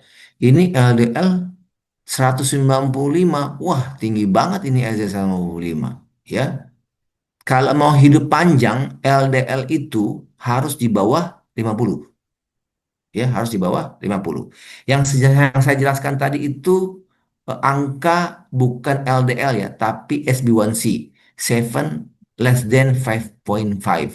Jadi kalau pasien dengan populasi diabetes, kemudian pasang stent, pasang ring, SB1 dan L 195 itu targetnya ketika pada populasi diabetes udah pasang stent target LDL-nya harus di bawah 5,5 berdasarkan guideline ESC. Sekarang, sorry, di bawah 50, ya di bawah 50. Nah, sekarang pasien kita obatnya nggak pas. Kita kasih obat terus. Sorry to say, apalagi BPJS. Sedangkan di awal sudah saya bilang saat introduction bahwa kerugian BPJS sampai 17 triliun itu habis untuk penyakit jantung koroner, ya, untuk penyakit jantung koroner. Mengapa? Karena kurang tepat dalam pemilihan obat standar pada pasien penyakit jantung koroner. Obat standar apa? Antiplatelet, apalagi obat hipertensi, apalagi obat beta blocker. Nah, dari pemeriksaan farmakogenomik yang tadinya pasien ternyata dia hasilnya adalah poor function. Phenotype-nya adalah SLSCO1B1 dengan alel star 5 over star 5. Artinya apa? Pasien itu nggak cocok dengan simvastatin sehingga dia menghentikan obatnya. Itu berdampak buruk sehingga pasien bisa mengalami serangan jantung berulang, stroke berulang, atau pemasangan stennya tidak berhasil. Oke, next. Itu salah satu contoh. Oke, next. Nah, ini beberapa interpretasi dari hasil fenotype dan alel dari pemeriksaan farmakogenomik. Anda bisa lihat tuh, ya, yang hijau normal function, yang kuning kalau beberapa statin tertentu fungsinya bekerjanya tidak maksimal atau bahkan useless, tidak berguna. Contohnya poor function dengan alel 55, 47, 47 itu ternyata dia hanya cocok pada LOFA, statin, dan simvastatin. Anda dapat tuh rekomendasi dari perusahaan obat, oh pakai rosuvastatin, baru launching obat high intensity kolesterol. Ternyata even dengan obat yang menurut masyarakat Indonesia obat mahal, obatnya obat bukan generik, berharap hasilnya maksimal. Oh, tidak seperti itu dunia bekerja. Ya, dunia bekerja spesifik berdasarkan tempatnya masing-masing sesuai barcode, phenotype, alelnya kita masing-masing. Oke? Oke, sehingga dari pemeriksaan pharmacogenomic test lifelong statin guidance. Artinya apa? Itu kita bisa gunakan seumur hidup. Jadi, kapan sih kita pemeriksaan farmakogenomik ini? Di atas usia 5 tahun. Ya, kemudian kapan farmakogenomik? Apakah tiap berapa tahun? Seumur hidup. Kecuali pada siapa? Populasi yang kena banyak. Contohnya siapa? Saya. Nah, saya kan hampir tiap hari kena radiasi di cat lab. Lalu kapan saya harus periksa berulang? Ya mungkin 10 tahun saya harus review ulang kembali. Untuk apa? Review kembali. Is there any change after got much radiation? Apakah itu mengubah? Mungkin mengubah. Tapi pada umumnya tidak berubah. Ya, oke. Next, kalau kita melihat antiplatelet, Clopidogrel atau Clopidogrel itu juga memberikan respon yang berbeda-beda. Hasil analisa farmakogenomik NALA itu juga menunjukkan ada yang ultra rapid, ada normal metabolizer, ada intermediate metabolizer, ada yang poor metabolizer. Saya sangat sedih sekali ketika pasien sudah dipasang stent 3 bulan, 4 bulan tersumbat lagi. Ini tidak menjadi sebuah apa ya, sebuah mindset kita bahwa ini hal yang penting, pakem yang harus kita lakukan. Menurut saya secara pribadi itu kurang tepat. Kalau saya sebagai klinisi, saya akan menjelaskan kepada pasien saya akan memberikan obat ini yang pada umumnya dokter memberikan. Tapi saya nggak tahu hasilnya sebaik apa. Saya tidak bisa menjanji bahwa stent yang sudah dipasang akan bertahan atau mungkin akan tersumbat. Kok gitu dok? Iya, karena idealnya saya harus mengetahui obat-obat jantung itu yang saya berikan ke tubuh Anda, reaksinya apa sih, seperti apa? Apakah dia ultra rapid, normal metabolizer, intermediate metabolizer, atau bahkan dia menolak, poor metabolizer. Oh gitu ya dok? Iya dong. Ya, tergantung dari Anda. Itu kan tubuh milik Anda. Anda mempunyai hak untuk menentukan. Nah, itu sangat penting. Nah, oke, next. Boleh ada yang mau bertanya? Silakan. Nah, ini beberapa contoh obat dan phenotype dan allele pada setiap individu, di mana dia cocok antiplatelet yang mana dan warfarin yang apa. Ya, kalau yang warna merah, yang sebelah kiri itu metabolismenya lambat, ya, dan warfarin, vitamin K itu untuk mengurangi risk bleedingnya. Kita juga harus melihat eh, pada pasien kadang-kadang kita susah tuh mengadjust warfarin. Mungkin teman sejawat biasa mengadjust atau menaikkan dosis warfarin, misalnya hasil INR-nya di atas 3,5, jadi lebih dari target 7, atau kemudian pasien pendarahan. Kemudian teman sejawat menurunkan dosis atau menghentikan, ternyata tidak berhasil. Nah, dengan penggunaan farmakogenomik kita akan tahu dosnya, bagaimana titrasi atau menurunkan titrasi. Oke, next. Oke, ini terkait dengan penggunaan beta blocker. Sebelumnya kita sudah awal statin, kemudian antiplatelet, kemudian ditambahan sedikit dengan warfarin, dan selanjutnya beta blocker. Kita tahu bahwa beta blocker itu satu-satunya obat yang menurunkan angka mortality pada pasien gagal jantung. Pasien gagal jantung itu tidak hanya pasang ring ya, pasien hipertensi dengan jantung besar itu gagal jantung.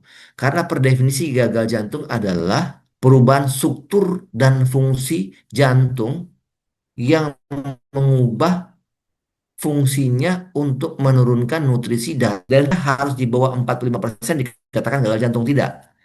Pompa jantungnya normal, katupnya bocor, gagal jantung. Katupnya normal, pompa jantungnya normal, tapi dinding jantungnya tebal karena hipertensi, dia mengalami gagal jantung. Nah, beta blocker kita tahu dia menurunkan heart rate dengan harapan fase diastoliknya diperpanjang agar koronernya terisi dengan sempurna. Karena koronernya terisi dengan sempurna, otot jantung akan mendapatkan makanan yang cukup. Even ada sumbatan. Ternyata efek bradikardinya atau kecepatan jantungnya sangat lambat. Itu tinggi beresiko pada populasi tertentu, terutama yang CYP2D6-nya pada pasien dengan dengan fenotipe tersebut berdampak pada bradikardi yang berujung bisa pemasangan permanen pacemaker. Sayang banget.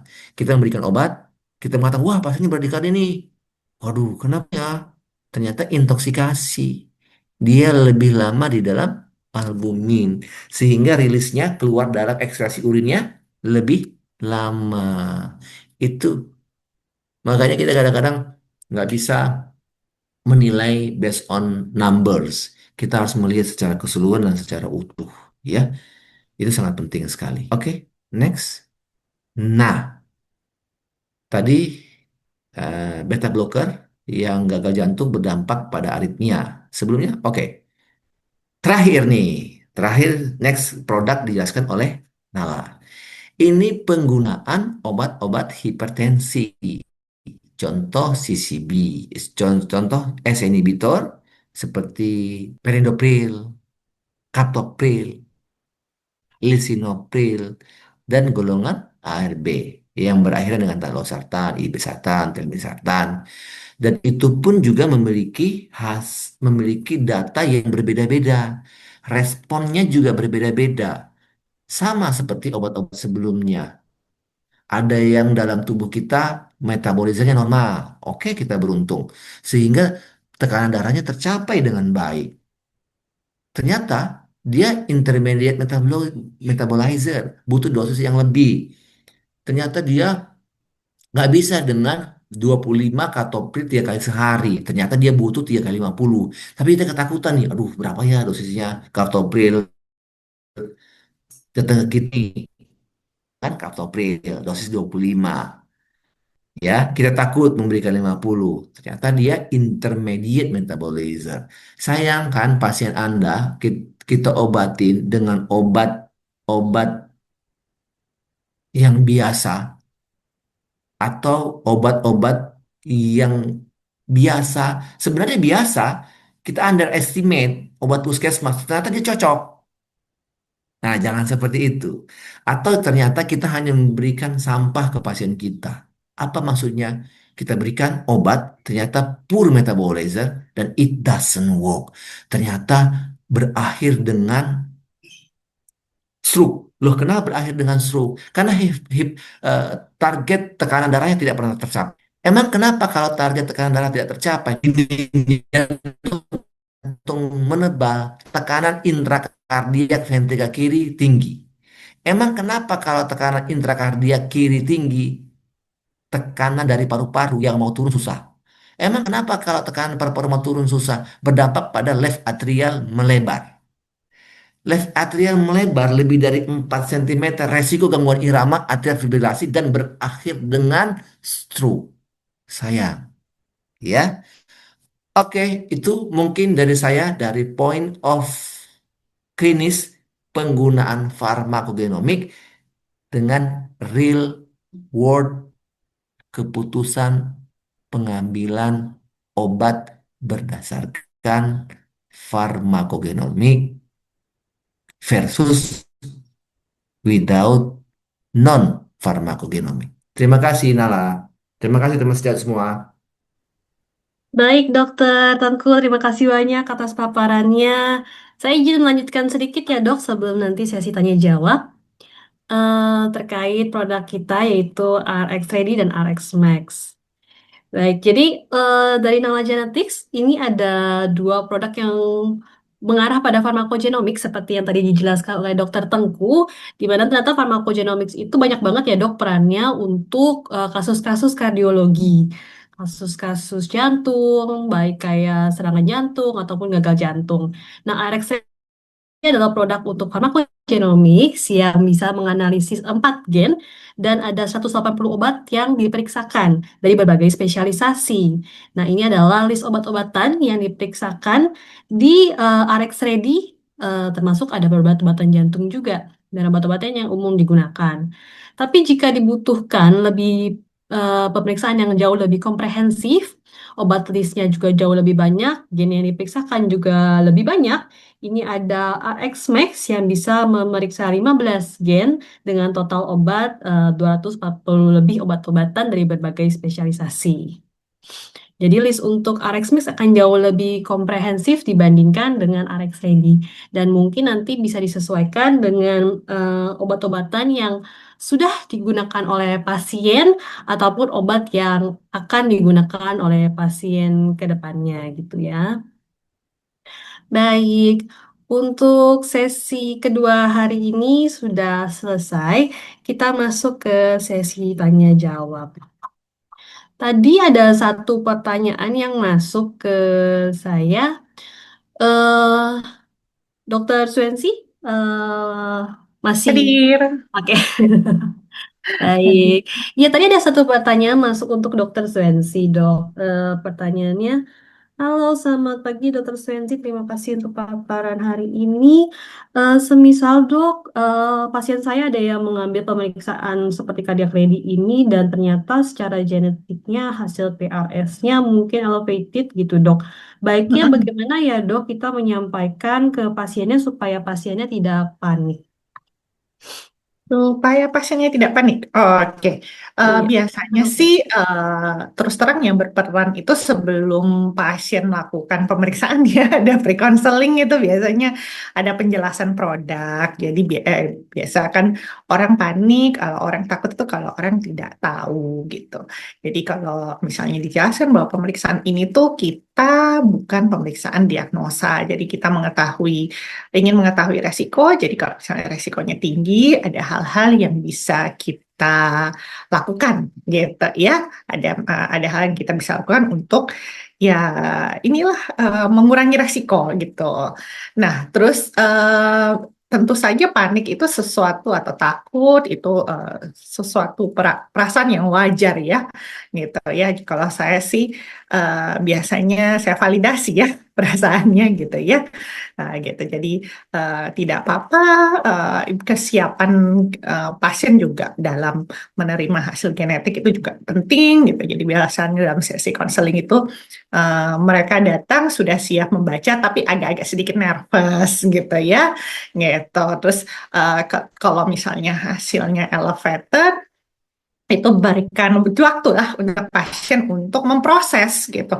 Eh, tapi kalau menurut pengalaman saya, so far karena mereka paham bahwa ini bukan diagnosa gitu ya, jadi penerimaannya cukup baik gitu. Justru biasanya lebih ke kayak, jadi saya harus ngapain nih dok gitu ya? Oh harus mengubah gaya hidup. Jadi justru yang saya dapatkan testimoni saya dalam praktek klinis, kepatuhan mereka dalam mengubah gaya hidup itu justru jauh lebih baik. Seperti itu ya, dokter. Kalau misalnya ada pertanyaan lanjutan, boleh silakan. Baik, dokter. Terima kasih banyak untuk jawabannya. Berarti penting banget ya, dok, dari awal itu kita sudah menginfokan ini produk tuh Hmm, sepertinya apa gitu fungsinya gitu ya, sebelum nanti pasien mm-mm, malah jadi kaget dengan hasilnya gitu ya, dok ya. mm-mm. Jadi apa ekspektasinya sudah kita set gitu ya, Ah, Persina. ya. Baik, dokter, terima kasih untuk jawabannya. Mungkin pertanyaan yang kedua untuk dokter Tengku. Dokter Tengku masih ada? Ah ya, halo dok. Yes. Iya, Halo. ada pertanyaan dok masuk ke saya. Halo dokter, selamat pagi. Izin dok, saya sedikit bingung. Semisalnya pasien saya dicekkan farmakogenomics nih dok, lalu hasilnya poor function misalnya di yang gen SLCO1B1-nya. Lalu apa itu artinya benar-benar harus di stop statinnya dan apakah semua statin tuh harus dihindari gitu dok? Silakan dokter. Oke. Eh, ya, terima kasih pertanyaannya. Nanti dari hasil data itu akan muncul beberapa label statin. Nggak. Jadi statin itu kan ada banyak, ada 3 kategori. Ada yang high intensity, moderate intensity, dan low intensity. Nah, dari itu punya beberapa banyak nama dan sesuai dengan dosisnya masing-masing. Dan tidak semua, biasanya hasilnya itu tidak semua pure metabolizer. Dia ada yang normal metabolizer, ada yang uh, rapid metabolizer. Nah, dari hasil yang tertulis pure metabolizer itu memang harus dihindari. Mengapa harus dihindari? Karena tidak dengan respon tubuh kita sehingga LDL yang harusnya tidak pernah dipasang ring. Anda bukan populasi diabetes, tapi Anda LDL-nya itu di atas 161 dan dalam guideline ESC dislipidemia Anda di label merah. Artinya label merah, if Anda wajib lifestyle modification, ubah gaya hidup. Ubah gaya hidup ada banyak cara, ada 7 cara based on the guideline. Ada 7, garam harus 1,5 gram, karbo hanya 200 gram, Kemudian 3 dan 4 sayur dan buah sebanyak-banyaknya minimal 200 gram, 3 kali serve pagi siang malam, extra virgin olive 2 sendok per hari, ikan minimal 2 kali seminggu, dan terakhir yang ketujuh adalah olahraga. Anda harus apply dulu tuh, harus menjalani semua 7 gaya hidup tadi. Pas Anda minum obat berdasarkan rekomendasi farmakogenomik yang tertulis hasilnya normal metabolizer. Itu akan ada nanti. Nah, Anda bisa lihat di Instagram saya tuh, ada pasien 15 tahun, usia muda. Usia muda, pasiennya kalau nggak salah 44 tahun, dia 15 tahun minum obat statin. Dia memang hiperkolesterolemia, dan dia nggak pernah tercapai LDL-nya di bawah 70. Setelah diperiksa farmakogenomik, dia cocok. Ternyata obat murahan, hanya Oh, atorvastatin. Dia minum, ternyata target LDL-nya itu tercapai. Nah, seperti oh, itu dokter. Jadi baik. statin itu hanya nama belakang. Nama depannya kan ada banyak. Ada yang atorvastatin, ada fluvastatin, ada rosuvastatin, ada simvastatin. Nah, nanti dari hasilnya Nala itu ada macam-macam obat. Obatnya bukan cuma satu, banyak obat-obat ya yang nanti akan dilaporkan oleh pasien kita, yang dilaporkan ke pasien kita. Dulu tahun 2023 itu hampir satu buku tuh, ya. Itu hampir satu buku. Iya, dokter, Saya harus banyak. print, ya harus print, buka satu-satu. Ya kadang konsul hasil farmakogenomik ini bisa berjam-jam, harus telaten, harus sabar, ya. Nah, dokter jangan khawatir, bukan menghentikan statin, tapi nanti tipe dan jenis statinnya ada. Nah, kalau LDL-nya udah tercapai, dokter bisa nurun dosis. Atau pindah ke, dari misalnya dokter awalnya direkomendasi moderate intensity, nanti turun ke low intensity statin. Nah, nanti dari situ ada beberapa merek lagi tuh ya, ada beberapa kategori. Yang dokter pilih lagi nanti. Ah, seperti itu. Ya. Oke, baik dokter. Terima kasih banyak untuk jawabannya. Mungkin izin ya dokter Tengku satu pertanyaan lagi dari tim kita. Ada pertanyaan nih dok. Kira-kira kalau dari dokter di praktek sehari-hari, kapan dokter akan merekomendasikan pasien untuk mengambil tes farmakogenomik ini dok? Ah, putus-putus, sorry. Oh Yang iya terakhir. izin. Ya, Saya ulangi dok. ya. Pertanyaannya. eh, dari praktek dokter sehari-hari di rumah sakit, biasanya kapan dokter akan merekomendasikan untuk pemeriksaan farmakogenomik ke pasiennya, dok? Mungkin profil pasien yang seperti apa? Mungkin boleh dokter sharing ke kami. Aduh, kalau saya semua pasien, karena kan Hmm, gini, iya karena gini, saya eh, sorry tuh, saya kan urusan nyawa nih, pompa jantung urusan nyawa, dan nggak semua antiplatelet statin itu berespon. Coba begini bayangkan, kalau misalnya gini, dia datang ke saya, dia dalam table score dia sudah high risk line dan sudah duduk di warna merah. Nah, dia di treadmill test, dia nggak ada apa-apa, nggak ada keluhan. Kemudian dia akhirnya oke deh, oke, dia di treadmill test dia borderline. Borderline artinya dokter jantungnya bingung nih, ada sumbatan apa enggak sih? Bukan, karena borderline hasil treadmill testnya dia masuk ke CT scan dengan kontras. Dilihat ada sumbatan 70%, tapi nggak ada keluhan. Dokternya nggak boleh pasang ring karena dokter tidak mengobatin gambar, dokter mengobatin klinis. Kecuali banyak hutang di bank. Sorry to say. Jadi begini, kita harus to be honest ke diri sendiri, harus mengikuti pola guideline. Nggak boleh sesuka kita. Ya, nggak boleh dokter. Untuk mencari uang kita dengan cara yang nggak bijak. Maksud saya adalah begini. Maksud saya adalah begini. Loh, Pak, Bu, ini ada sumbatan, tapi saya nggak mau ngapa-ngapain karena Anda nggak ada keluhan. Treadmill testnya borderline, ada sumbatan, tapi Anda share ke ruangan cath lab. Maka Pertanyaannya Bapak Ibu bertanya ke saya, Dok, kalau 70% bisa nambah lagi nggak? Dok, bisa hilang nggak? Dok, bisa berkurang nggak? Berkurang, yes. Hilang nggak mungkin. Bertambah, mungkin.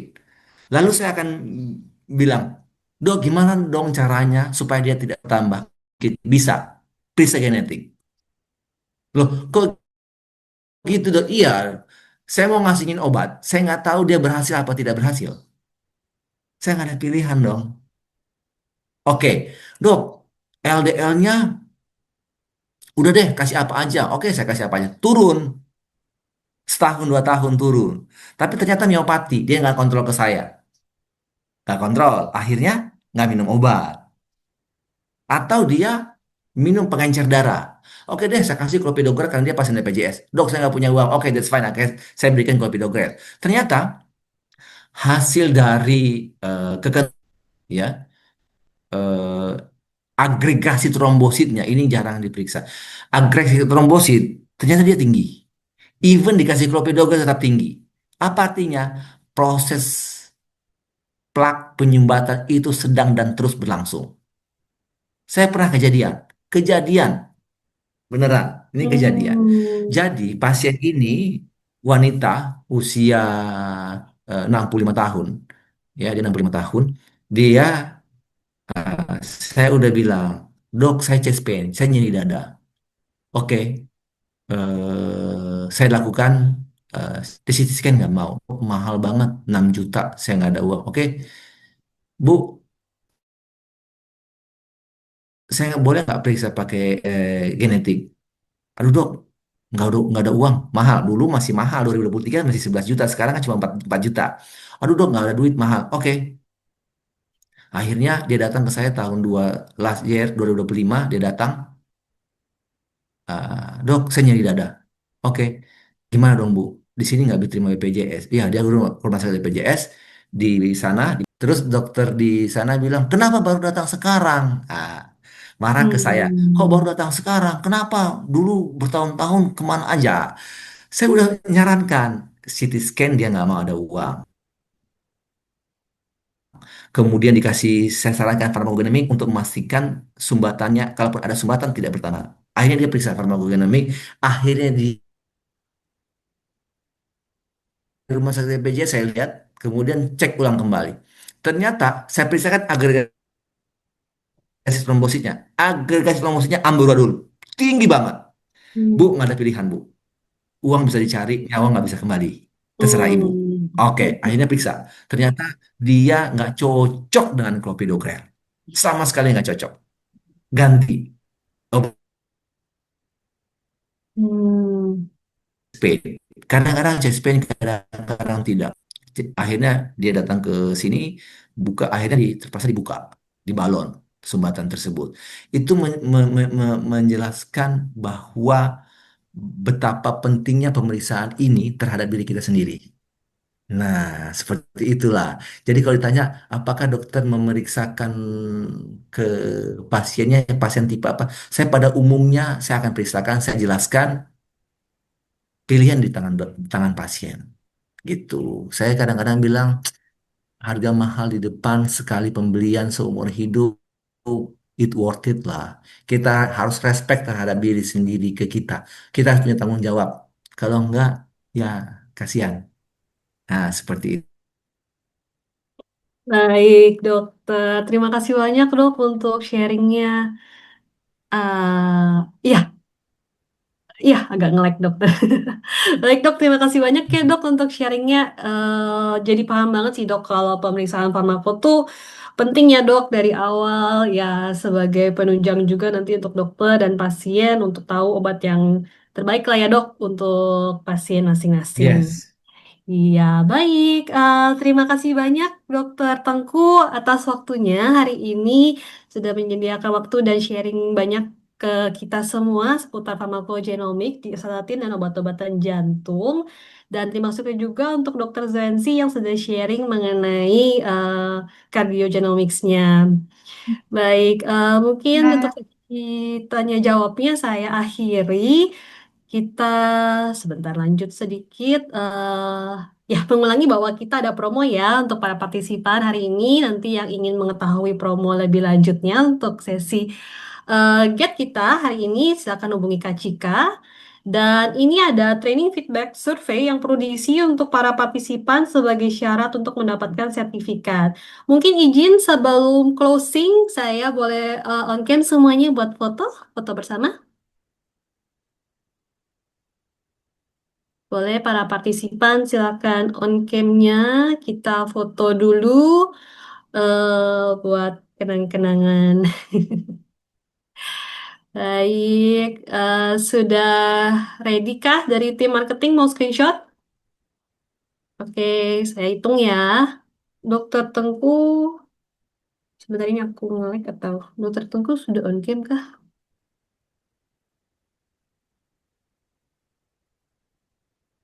Oke, baik. Oh, Dokter Zansi lagi ini ya. Baik, kita hitung ya. Satu, dua, tiga. Oke, sekali lagi. Satu, dua, tiga. Baik. Terima kasih semuanya hari ini yang sudah hadir di sesi training GET kita yang kedua di tahun 2026. Sekali lagi saya ucapkan terima kasih untuk pembicara kita hari ini, Dr. Zenzi dan Dr. Tengku, spesialis jantung pembuluh darah yang hari ini sudah meluangkan waktunya untuk sebagai pembicara. Nah, saya juga mau menyampaikan kalau kita selalu ada onboarding kelas ya buat dokter-dokter partisipan yang tertarik untuk belajar lebih banyak lagi soal produk kita. Bisa diakses di Google Classroom yang bisa langsung diakses di layar ini ada QR code yang bisa di-scan untuk akses classroomnya atau tanya ke tim kami juga bisa. Saya izin akhiri untuk sesi Genetic Essential Training kita hari ini. Terima kasih semua atas kehadirannya. Jangan lupa isi post testnya untuk mendapatkan sertifikat. Sampai jumpa di sesi berikutnya yaitu The Genetic Blueprint of Cancer yang akan membahas mengenai early detection and personalized risk di breast oncology yang akan diadakan di bulan April. Terima kasih semuanya. Sampai jumpa di sesi selanjutnya. Selamat beraktivitas. Bye bye.